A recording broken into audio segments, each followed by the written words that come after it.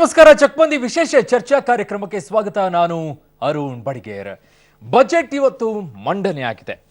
ಒಂದು ರೀತಿಯಾಗಿ ಸಾಲ ಮನ್ನಾವನ್ನ ಲಾಲಿಪಾಪ್ ಅಂತ ಕರಿತಾ ಇದ್ದಂತ ಪ್ರಧಾನಿ ನರೇಂದ್ರ ಮೋದಿ ಅವರು ಈಗ ಕೊಟ್ಟಿದ್ದು ಪೇಪರ್ ಮಿಂಟ ಅಥವಾ ಬಾಂಬೆ ಮಿಠಾಯಿಯ ಈ ಪ್ರಶ್ನೆ ಜನ ಕೇಳ್ತಾ ಇದ್ದಾರೆ. ಮಗದೊಂದು ಕಡೆ ನಿನ್ನೆ ಹೇಳ್ತಾ ಇದ್ದೀನಿ ನಾನು, ಪಾಕಿಸ್ತಾನ ಮತ್ತು ಇಂಡಿಯಾ ಮ್ಯಾಚ್ ನಡೆದಾಗ ಕೊನೆ ಒಂದು ಬಾಲ್ನಲ್ಲಿ ಸಿಕ್ಸರ್ ಹೊಡೆದ್ರೆ ಮಾತ್ರ ಪಂದ್ಯ ಗೆಲ್ಲಕ್ಕಾಗತ್ತೆ ಅಂತ ಈಗೇನೋ ಬ್ಯಾಟ್ ಬಿಸ್ತಿದ್ದಾರೆ, ಬಾಲ್ ಮಾತ್ರ ಆಕಾಶದಲ್ಲಿ ಹಾರಾಡ್ತಾ ಇದೆ. ಕ್ಯಾಚ್ ಹಿಡಿತಾರಾ ಇಲ್ಲ ಸಿಕ್ಸ್ ಹೋಗುತ್ತಾ ಗೊತ್ತಿಲ್ಲ, ಅದು ಚುನಾವಣೆ ಆದ್ಮೇಲೆ ಗೊತ್ತಾಗುತ್ತೆ. ಬಟ್ ಇವತ್ತು ಪ್ರಧಾನಿ ನರೇಂದ್ರ ಮೋದಿ ಅವರು ಬಜೆಟ್ ಅನ್ನ ಮಂಡಿಸುವಂತಹ ಸಂದರ್ಭದಲ್ಲಿ ಇಡೀ ಬಜೆಟ್ ಮುಗಿಯುವವರೆಗೂ ಕೂಡ ಸ್ಟೇಜ್ ಅನ್ನ ಅವ್ರು ಕೂತಂತ ಬೆಂಚ್ ಅನ್ನ ತಟ್ಟಿ ತಟ್ಟಿ ಖುಷಿಯನ್ನ ಪಡ್ತಾ ಇದ್ರು. ಆಗ ಅಲ್ಲಿದ್ದಂಥ ಕಾಂಗ್ರೆಸ್ನ ನಾಯಕರು ಮೌನಕ್ಕೆ ಶರಣಾಗಿದ್ರು. ಯಾಕೆ? ಇನ್ನೊಂದು ಕಡೆ ಬಜೆಟ್ ಆದಮೇಲೆ ಪ್ರಧಾನಿ ನರೇಂದ್ರ ಮೋದಿ ಅವರು ಹೇಳ್ತಾರೆ ಇದು ಶುರುವಾಗಿದೆ, ಇನ್ನು ಪಿಕ್ಚರ್ ಬಾಕಿ ಹೇ ಅನ್ನೋ ಮಾತಿನ ಅರ್ಥದಲ್ಲಿ ಮಾತನಾಡ್ತಾರೆ ಪ್ರಧಾನಿ ನರೇಂದ್ರ ಮೋದಿ ಅವರು. ಇನ್ನೊಂದು ಕಡೆ ವಿರೋಧ ಪಕ್ಷದವರು ಹೇಳ್ತಾ ಇರೋದು 15 ಲಕ್ಷ ಎಲ್ಲ ಹೋಯ್ತು ಅಂತ ಹೇಳಿ. 3,000 ಕೊಟ್ರಲ್ಲ ಸಾಹೇಬ್ರೆ, ಅದು 15 ಲಕ್ಷ ಕೊಡೋ ಮಾತಾ ಅಂತ ಕೇಳ್ತಾರೆ. ಇನ್ನೊಂದು ಕಡೆ 12,500 ರೂಪಾಯಿ ವಿನಾಯಿತಿಯನ್ನ ಕೊಡ್ತಾ ಇದ್ದೀರಾ ಟ್ಯಾಕ್ಸ್ ಮಧ್ಯಮ ವರ್ಗದವರಿಗೆ, ಅದು 15 ಲಕ್ಷ ಹಾಕ್ತೀರಿ ಅಂತ ಹೇಳಿದ್ದ ಅಮೌಂಟ್ 12,500 ಅಂತ ಕೇಳ್ತಾ ಇದ್ದಾರೆ. ಮಗದೊಂದು ಕಡೆ ವರ್ಷಕ್ಕೆ 6,000 ಅಂತೆ, ಪ್ರತಿದಿನ 17 ರೂಪಾಯಿ ಲೆಕ್ಕದಲ್ಲಿ ನೀವು ಕೊಡ್ತಾ ಇದ್ದೀರಲ್ಲ, ಇದು ನೀವು ಹಾಕ್ತಾ ಇರೋದು 15 ಲಕ್ಷನ ಅನ್ನೋ ಟೀಕೆಗಳು ವಿರೋಧ ಪಕ್ಷದವರು ಮಾಡ್ತಾ ಇದ್ದಾರೆ. ಹಾಗಿದ್ರೆ ಈ ಬಜೆಟ್ ಇನ್ನೊಂದು ಬಾರಿ ಪ್ರಧಾನಿಯನ್ನಾಗಿ ನರೇಂದ್ರ ಮೋದಿ ಅವರನ್ನ ಮಾಡುತ್ತಾ? ಏನಾಗುತ್ತೆ ಈ ಬಜೆಟ್ ನಿಂದ? ರಾಜಕೀಯ ಬೆಳವಣಿಗೆಗಳು, ಬದಲಾವಣೆಗಳು ಎಲ್ಲವನ್ನ ಚರ್ಚೆ ಮಾಡೋಣ. ಇದೇ ಹೊತ್ತಿನ ವಿಶೇಷ ಲಾಲಿಪಾಪ್ ವರ್ಸಸ್ ಬಾಂಬೆ ಮಿಠಾಯಿ.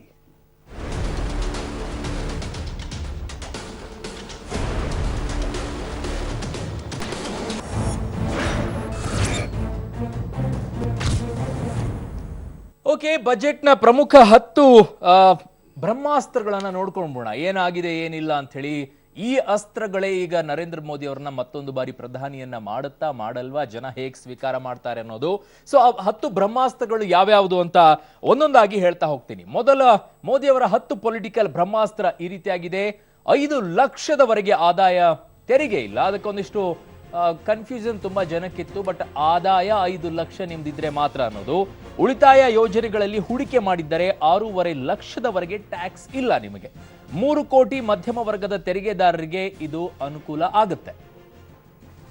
ಇದು ಮೊದಲನೇದಾಗಿ. ಆದ್ರೆ ಇನ್ನು ಎರಡನೆಯದನ್ನ ನೋಡೋದಾದ್ರೆ ರೈತರ ಅಕೌಂಟ್ಗೆ 6,000 ರೂಪಾಯಿಯನ್ನ ಹಾಕ್ತಾರೆ. ಇದು 12 ಕೋಟಿ ಸಣ್ಣ ರೈತರಿಗೆ ಅನುಕೂಲವಾಗುತ್ತೆ. ಇದು 3 ಕಂತಿನಲ್ಲಿ ಕೊಡ್ತಾರೆ. ಅಂದ್ರೆ 4 ತಿಂಗಳಿಗೆ 2,000ದಂತೆ 3 ಬಾರಿ ಕೊಡ್ತಾರೆ ನಿಮಗೆ. ಅದು 6,000 ರೂಪಾಯಿ ಆಗುತ್ತೆ. ಇನ್ನು ಮೂರನೆಯದನ್ನ ನೋಡೋದಾದ್ರೆ ಅಸಂಘಟಿತ ಕಾರ್ಮಿಕರಿಗೆ 3,000 ರೂಪಾಯಿ ಪಿಂಚಣಿಯನ್ನ ಕೊಡ್ತಾರೆ. ಅದಕ್ಕೊಂದಿಷ್ಟು ಕ್ಯಾಲ್ಕುಲೇಷನ್ ಬೇರೆ ಇದೆ. 18 ವಯಸ್ಸಿನಿಂದ ನೀವು ಕೆಲಸ ಮಾಡ್ತಾ ಇದ್ರೆ ಪ್ರತಿ ತಿಂಗಳು ಕೂಡ 55 ರೂಪಾಯಿ ಪಾವತಿಯನ್ನ ಮಾಡಬೇಕು. 29 ವಯಸ್ಸಿನಿಂದ ನೀವು ಕೆಲಸ ಮಾಡ್ತಾ ಇದ್ರೆ ಪ್ರತಿ ತಿಂಗಳು ಕೂಡ 100 ರೂಪಾಯಿಯನ್ನ ಪಾವತಿ ಮಾಡಬೇಕಾಗುತ್ತೆ. ಅದಾದ ನಂತರ 60 ವರ್ಷ ನಿಮಗೆ ದಾಟಿದ ನಂತರ ನಿಮಗೆ ಪ್ರತಿ ತಿಂಗಳು 3,000 ರೂಪಾಯಿ ಸಿಗುತ್ತೆ. ಇದು ಒಂದು ಕಡೆ. ಇನ್ನೊಂದು ಕಡೆ ESI ಮಿತಿಯನ್ನ 15ರಿಂದ 21,000ಕ್ಕೆ ಏರಿಕೆಯನ್ನ ಮಾಡಿರೋದು. ಇದು 4ನೆಯ ಬ್ರಹ್ಮಾಸ್ತ್ರ. ಅಂದ್ರೆ ESI ಬೆನಿಫಿಷನ್ ಪಡ್ಕೊಳ್ಳುವಂತಹ ಸಂಖ್ಯೆ ಕೂಡ ತುಂಬಾ ಹೆಚ್ಚಾಗಿದೆ. ಅಲ್ಲೊಂದಿಷ್ಟು ಏರಿಕೆಯನ್ನ ಮಾಡಿದ್ದಾರೆ. ಇನ್ನು 5ನೆಯದನ್ನ ನೋಡೋದಾದ್ರೆ 1 ರ್ಯಾಂಕ್ 1 ಪೆನ್ಷನ್ ಯೋಜನೆಯಡಿ ಯೋಧರ ಸಂಬಳವನ್ನ ಕೂಡ ಇಲ್ಲಿ ಹೆಚ್ಚಳವನ್ನ ಮಾಡಿದ್ದಾರೆ. ಸಾಮಾನ್ಯವಾಗಿ ಯೋಧರ ವೋಟ್ಗಳನ್ನ ಸೆಳೆಯೋದಕ್ಕೋಸ್ಕರ ಇದು ಮತ್ತೊಂದು ಅಸ್ತ್ರ. ಇನ್ನೊಂದು ಕಡೆ ಗೋ ರಕ್ಷಣೆಗೆ ರಾಷ್ಟ್ರೀಯ ಕಾಮಧೇನು ಆಯೋಗವನ್ನ ಕೂಡ ರಚನೆ ಮಾಡಿದ್ದಾರೆ. ಇದೊಂದು ಮತ್ತೊಂದು ರೀತಿಯಲ್ಲಿ ಗೋ ವಿಚಾರದಲ್ಲಿ ದೊಡ್ಡ ಮಟ್ಟದಲ್ಲಿ 4.5 ವರ್ಷದಲ್ಲಿ ಹೋರಾಟವೇ ನಡೆದು ಹೋಯಿತು. ಅದ ನಿಟ್ಟಿನಲ್ಲಿ ಈಗ ಹೆಜ್ಜೆಯನ್ನ ಇಟ್ಟಿರೋದು ಕೇಂದ್ರ ಸರ್ಕಾರ. ಬಾಡಿಗೆ ಮನೆ ಮೇಲಿನ ತೆರಿಗೆ ವಿನಾಯಿತಿ ಮಿತಿ 1,80,000 ಇತ್ತು. ಅದನ್ನ ಈಗ 2,40,000ಕ್ಕೆ ಹೆಚ್ಚಳವನ್ನ ಮಾಡಿದ್ದಾರೆ. ಅದು 7ನೆಯ ಅಸ್ತ್ರ. ಇನ್ನು 24 ಗಂಟೆಗಳಲ್ಲೇ ತೆರಿಗೆದಾರರಿಗೆ TDS ಮರುಪಾವತಿ. ಈಗ 1 ತಿಂಗಳಾಗ್ತಾ ಇತ್ತು, ಒಂದೊಂದ್ಸಲ 2 ತಿಂಗಳು 3 ತಿಂಗಳು ಆಗ್ತಾ ಇತ್ತು ಕೆಲವೊಂದಿಷ್ಟು ಸಂದರ್ಭಗಳಲ್ಲಿ. ಅದು ಈಗ 24 ಗಂಟೆಗಳಲ್ಲೇನೆ ಅವರ ಅಕೌಂಟ್ಗೆ ಜಮೆ ಆಗಬೇಕು ಅನ್ನೋದನ್ನ ಈಗ ಸ್ಪಷ್ಟವಾಗಿ ನಿರ್ಧಾರವನ್ನ ತಗೊಂಡಿದ್ದಾರೆ. ಇನ್ನು 9ನೆಯ ಅಸ್ತ್ರವನ್ನ ನೋಡೋದಾದ್ರೆ ಬ್ಯಾಂಕ್ ಹಾಗೂ ಅಂಚೆ ಕಚೇರಿಗಳ TDS ಠೇವಣಿ ಮಿತಿಯನ್ನ 10ರಿಂದ 40,000ಕ್ಕೆ ಏರಿಕೆಯನ್ನ ಮಾಡಿದ್ದಾರೆ. ಇದು ಒಂದು ರೀತಿ ಬಹಳಷ್ಟು ಜನ ಸಂಜೆ ಪಬ್ಲಿಕ್ ಟಿವಿ ಜೊತೆಗೆ ಮಾತನಾಡುವಂತಹ ಸಂದರ್ಭದಲ್ಲಿ ಖುಷಿಯನ್ನ ವ್ಯಕ್ತಪಡಿಸ್ತಾ ಇದ್ರು. ಇನ್ನು ರಕ್ಷಣಾ ವಲಯಕ್ಕೆ 3 ಲಕ್ಷ ಕೋಟಿಯನ್ನ ಮೀಸಲು. ಇದು ಹೊಸ ಇತಿಹಾಸವನ್ನ ಬರೆದಿದ್ದೇವೆ ಅನ್ನೋ ಮಾತನ್ನ ಬಿಜೆಪಿ ಅವರು ಹೇಳ್ತಾ ಇದ್ದಾರೆ. ಈ ಪ್ರಮಾಣದಲ್ಲಿ ಅಮೌಂಟ್ ಅನ್ನ ಇಟ್ಟಿರಲಿಲ್ಲ, ಮೀಸಲು ಇಟ್ಟಿರಲಿಲ್ಲ ರಕ್ಷಣಾ ವಲಯಕ್ಕೆ ಅಂತ ಹೇಳಿ.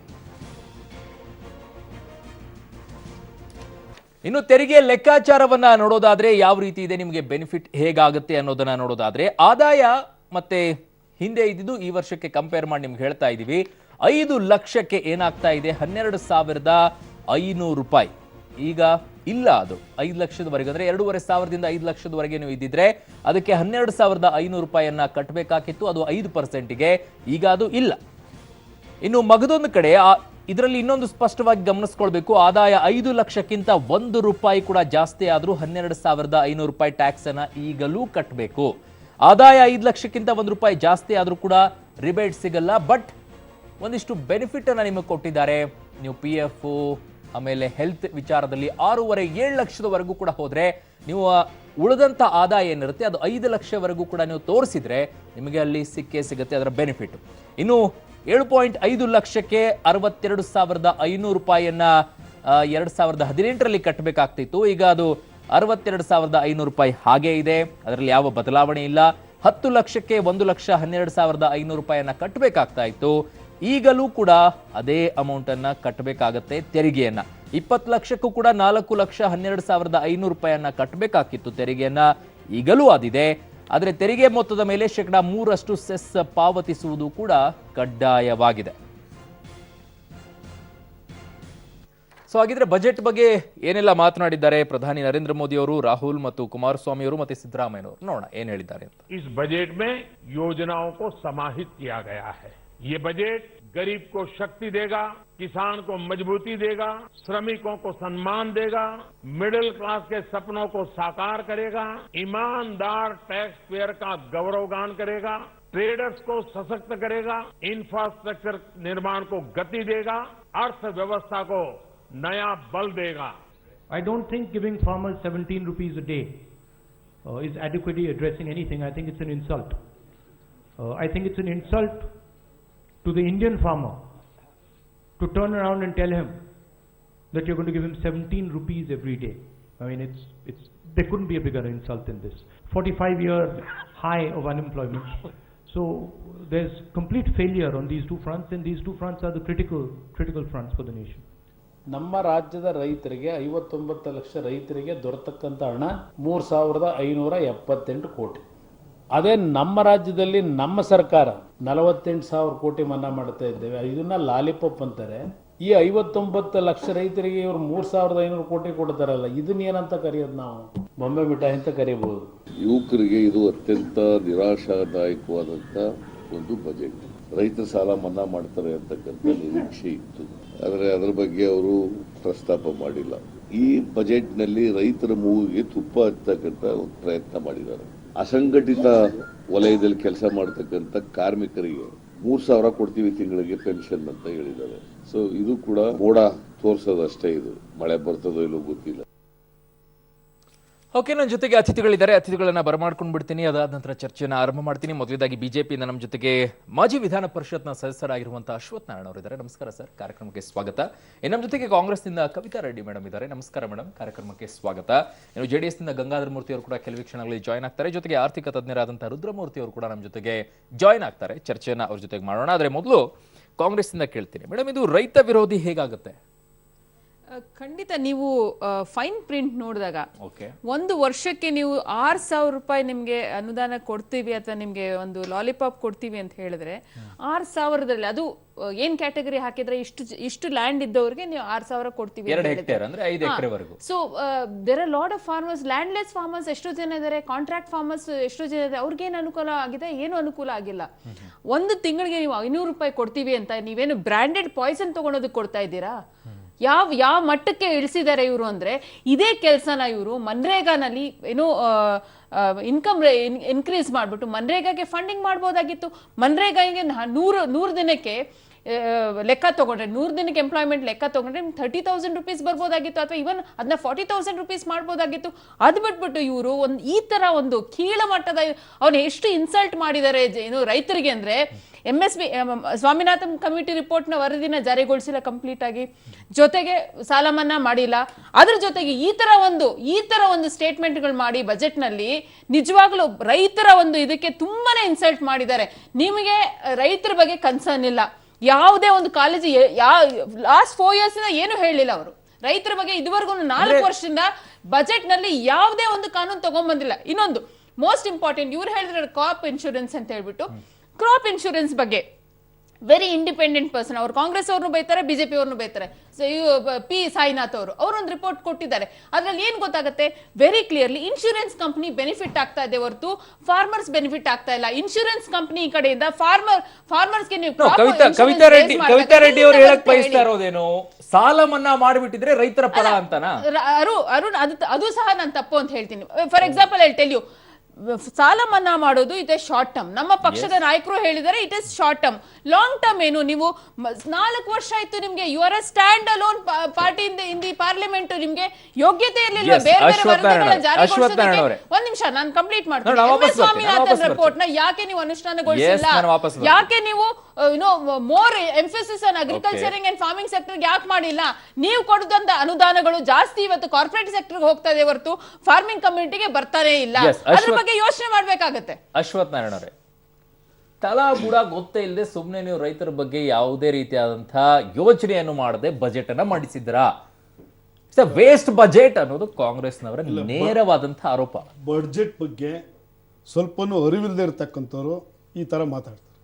ರಾಹುಲ್ ಗಾಂಧಿ ಹೇಳ್ತಾರೆ ದಿನಕ್ಕೆ 17 ರೂಪಾಯಿ, ತಿಂಗಳಿಗೆ ಅದೇನು 600 ರೂಪಾಯಿ ಲೆಕ್ಕ ಹಾಕ್ಕೊಂಡ್ರೆ ವರ್ಷಕ್ಕೆ ತಿಂಗಳಿಗೆ 17 ರೂಪಾಯಿ, ಗಂಟೆಗೆ ಲೆಕ್ಕ ಹಾಕ್ಬಿಡ್ಲಿ, ನಿಮಿಷಕ್ಕೆ ಲೆಕ್ಕ ಹಾಕ್ಬಿಡ್ಲಿ. ಇದು ಬಡ್ಜೆಟ್ ಬಗ್ಗೆ ಮಾತಾಡೋರಿ. ಒಂದ್ ನಿಮಿಷ ಇರ್ರಿ, ಬಡ್ಜೆಟ್ ಮಂಡಿಸಿದಾಗ ಬಡ್ಜೆಟ್ ಬಗ್ಗೆ ಮಾತಾಡೋ ರೀತಿ ನೀತಿನ ಸರ್ ರಾಹುಲ್ ಗಾಂಧಿಯವರು is one prime minister candidate ಕಾಂಗ್ರೆಸ್ಗೆ. 600 ರೂಪಾಯಿ ರೈತರ ಅಕೌಂಟಿಗೆ ದುಡ್ಡು ಹಾಕ್ತೀವಿ ಅಂತ ಹೇಳಿದ್ರೆ ದಿನಕ್ಕೆ 17 ರೂಪಾಯಿ ಅಂತ ಲೆಕ್ಕ ಹಾಕ್ತಾರಲ್ಲ ಇವರು. ಈ ಕುಮಾರಸ್ವಾಮಿ ಹೇಳಿದ್ರು 43 ಸಾವಿರ ಕೋಟಿ ನಾನು ಸಾಲ ಮನ್ನಾ ಮಾಡ್ತಾ ಇದ್ದೀನಿ, 12 ಲಕ್ಷ ರೈತರಿಗೆ ಅನುಕೂಲ ಆಗ್ತದೆ ಅಂತ ಹೇಳ್ತಾರೆ. ನೀವು 12 ಲಕ್ಷ, ಈಗ ರಾಜ್ಯದಲ್ಲಿ 6 ಕೋಟಿ ಜನ ಇದ್ದಾರೆ, ಹೆಚ್ಚು ಕಮ್ಮಿ 1.5-2 ಕೋಟಿ ಜನ ರೈತರಿದ್ದಾರೆ sir. Section of the society 20 lakh ರೈತರಿಗೆ ಅನುಕೂಲ ಆಗ್ಬೋದು. 20 ಲಕ್ಷ ರೈತರು ಮಾತ್ರ ಕೊಟ್ಟರೆ 1 ಕೋಟಿ ರೈತರು ಕೊಡಲಿಲ್ಲ ಅಂತ ಕಮೆಂಟ್ಸ್ ಮಾಡ್ಲಿಕ್ಕೆ ಆಗ್ತದ? ಯಾವುದೋ ಒಂದು ಸ್ಟೆಚ್ಚಲ್ಲಿ ಯಾವುದೋ ಒಂದು ಅನುಕೂಲತೆಯನ್ನು ಮಾಡಿಕೊಟ್ಟಾಗ ಅದನ್ನು ಸ್ವಾಗತ ಮಾಡಬೇಕು. ಕುಮಾರಸ್ವಾಮಿ ಏನೇಂದ್ರೆ ಬರೀ 20 ಲಕ್ಷ ರೈತರು ಮಾತ್ರ ಅನುಕೂಲ ಮಾಡಿಕೊಟ್ರು, 80 ಲಕ್ಷ ರೈತರಿಗೆ ಅನುಕೂಲ ಮಾಡಿಕೊಡ್ಲಿಲ್ಲ ಅನ್ನೋಂಥ ಕಾಮೆಂಟ್ಸ್ ಮಾಡೋದಲ್ಲ. ರೈತರ ಸಾಲ ಮನ್ನಾ ಆಯ್ತಾ, ಇಟ್ಸ್ ವೆಲ್ಕಮ್, ನಾವು ಅದನ್ನು ಮಾಡಬೇಕು. ಏನು ಒಬ್ಬ ರೈತನಿಗೆ 4 ತಿಂಗಳಿಗೆ 2,000 ರೂಪಾಯಿ ದುಡ್ಡು ಬಂದಾಗ, 4 ತಿಂಗಳಿಗೆ 2,000 ರೂಪಾಯಿ ದುಡ್ಡು ಬಂದಾಗ ಒಬ್ಬ ರೈತ ಪ್ಲಾನ್ ಮಾಡ್ಕೊಳ್ತಾನೆ ಸರ್.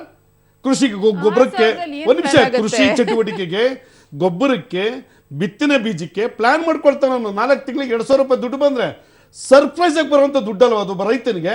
ಇದು 17 ರೂಪಾಯಿ ದಿನಕ್ಕೆ 17 ರೂಪಾಯಿ ಯಾರು ಕೊಟ್ಕೊಂಡು ಹೋಗಲ್ಲ, ಎರಡಕ್ಕೆ ಹಾಕಿ ಅಂತ ಅನ್ಬಿಟ್ಟು ರಾಹುಲ್ ಗಾಂಧಿ ಅರ್ಥ ಮಾಡ್ಕೋಬೇಕು. ನಿಮಗೆ ಗೊತ್ತಿಲ್ವಾ ಸರ್, ರಾಹುಲ್ ರಾಜ್ಬಬ್ಬರ್ ಅವ್ರು ಹೇಳಿದ್ರು ನೆನಪಿಲ್ವಾ ನಿಮಗೆ? 12 ರೂಪಾಯಿಯಲ್ಲಿ ಒಂದು ಜೀವನ ನಡೆಸಬಹುದು, ಊಟ ಮಾಡಬಹುದು.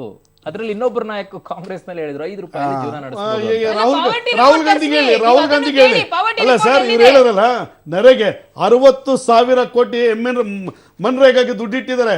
19,000 ಕೋಟಿ ಗ್ರಾಮ್ ಸಡಕ್ ಇಟ್ಟಿದ್ದಾರೆ. ದುಡ್ಡಲ್ವಾ ಅದು? 79,000 ಕೋಟಿ ಎರಡು ದುಡ್ಡು. ಒಂದು ಗ್ರಾಮ್ ಸಡಕ್ ರಸ್ತೆ ಯೋಜನೆಗೆ, ಇನ್ನೊಂದು 60,000 ಕೋಟಿ ನರೇಗೆ ದುಡ್ಡು ಇಕ್ಕಿರೋ ದುಡ್ಡಲ್ವಾ ಅದ್ರದ್ದು? ಬಡ್ಜೆಟ್ ಅಲ್ವಾ ಅದ್ರದ್ದು? ನೀವು ಮಾಡಿರುವಂತ ಜನ ಫಸ್ಟ್ ಅದ್ರಲ್ಲಿ ಏನಾರು ಪಾಸಿಟಿವ್ ನೆಗೆಟಿವ್ ಚರ್ಚೆ ಮಾಡಿ. 17 ರೂಪಾಯಿ, 6 ರೂಪಾಯಿ, 5 ರೂಪಾಯಿ ರಾಹುಲ್ ಗಾಂಧಿ ಬಾಲಿಶವಾಗಿ ಮಾತಾಡುವಂತದ್ದಲ್ಲ. ಎಸ್, ಜೆಡಿಎಸ್ ಗಂಗಾಧರ ಮೂರ್ತಿ ಅವರು ಕೂಡ ಜಾಯ್ನ್ ಆಗಿದ್ದಾರೆ. ಗಂಗಾಧರ ಮೂರ್ತಿ ಕಾರ್ಯಕ್ರಮಕ್ಕೆ ಸ್ವಾಗತ. ಇದು ರೈತ ವಿರೋಧಿ ಹೇಗಾಗುತ್ತೆ ಅನ್ನೋದರ first comment please. First comment Gangadhara Murthy ಅವರೇ, ರೈತ ವಿರೋಧಿ ಹೇಗಾಗುತ್ತೆ ಈ ಬಜೆಟ್ ಅನ್ನೋದು ಚರ್ಚೆ ಆಗ್ತಾ ಇದೆ. ಈಗ ನಾವು ಕಳೆದ 5 ವರ್ಷದಿಂದ ನರೇಂದ್ರ ಮೋದಿಯವರು ಚುನಾವಣಾ ಪೂರ್ವದಲ್ಲಿ ಒಂದು ಪ್ರಣಾಳಿಕೆಯಲ್ಲಿ ಬಿಡುಗಡೆ ಮಾಡಿ ಮತ್ತು ಸಾಕಷ್ಟು ಸಾರ್ವಜನಿಕ ಜಾಗಗಳಲ್ಲಿ ಭಾಷಣ ಮಾಡಿದರು. ರೈತರ ಪರವಾಗಿ ನಿಲ್ತೀನಿ ನಾನು, ಮತ್ತು ಇದು ಸ್ವಾಮಿನಾಥನ್ ವರದಿಯನ್ನು ಸಂಪೂರ್ಣವಾಗಿ ಜಾರಿ ತರಕ್ಕೆ ಪ್ರಯತ್ನ ಪಡ್ತೀನಿ ಅಂತ ಹೇಳಿದರು. ಸ್ವಾಮಿನಾಥನ್ ವರದಿಯನ್ನು 6ನೇ ಬಡ್ಜೆಟ್ ಮಾಡ್ತಾ ಇರ್ತಕ್ಕಂಥ ಮೋದಿಯವರ ಸರ್ಕಾರ ಅದರ ಬಗ್ಗೆ 5 ಬಡ್ಜೆಟಲ್ಲೂ ಎಲ್ಲಾದರೂ ಒಂದು ಕಡೆ ಅದ್ರ ಬಗ್ಗೆ ನಾವು ಪ್ರಯತ್ನ ಪಡ್ತಿದ್ದೀವಿ ಅನ್ನೋ ಹೇಳಿಕೆ ಕೂಡ ಬಂದಿಲ್ಲ ಇಲ್ಲಿವರೆಗೂ. ಯಾಕೆ ಅವರು ರೈತ ವಿರೋಧಿ ಅನ್ನೋದಕ್ಕೆ ಇದೇ ದೊಡ್ಡ ಉದಾಹರಣೆ. 5 ವರ್ಷ 70 ವರ್ಷ ಮಾಡದೇ ಇರ್ತಕ್ಕಂಥ ಕೆಲಸನ ನಾನು 5 ವರ್ಷದಲ್ಲಿ ಮಾಡಿ ತೋರಿಸ್ತೇನೆ ಅಂತ ಹೇಳಿದರು. ದಿನದ 24 ಗಂಟೆನೂ ಈ ದೇಶದಲ್ಲಿ ಎಲ್ಲ ರೈತರ ಮನೆಗಳಿಗೂ ಎಲ್ಲರ ಮನೆಗಳು ಕರೆಂಟ್ ಕೊಡ್ತೀನಿ ಅಂತ ಹೇಳಿದರು. ಎಲ್ಲಿ ಕೊಟ್ಟರು ಗೊತ್ತಿಲ್ಲ ನಮಗೆ. ಮತ್ತು ಈಗ ಬಡ್ಜೆಟ್ಟಲ್ಲಿ 6,000 ರೂಪಾಯಿಗಳನ್ನು ನೇರವಾಗಿ ರೈತರ ಅಕೌಂಟಿಗೆ 2 ಎಕರೆ ಅಥವಾ 3 ಎಕರೆ ಇರ್ತಕ್ಕಂಥ 5 ಎಕರೆ. 5 ಎಕರೆ ಎರಡು ಒಳಗಡೆ ಹೆಕ್ಟೇರ್ ಅದು. 2 ಹೆಕ್ಟೇರ್ 2 ಹೆಕ್ಟೇರ್.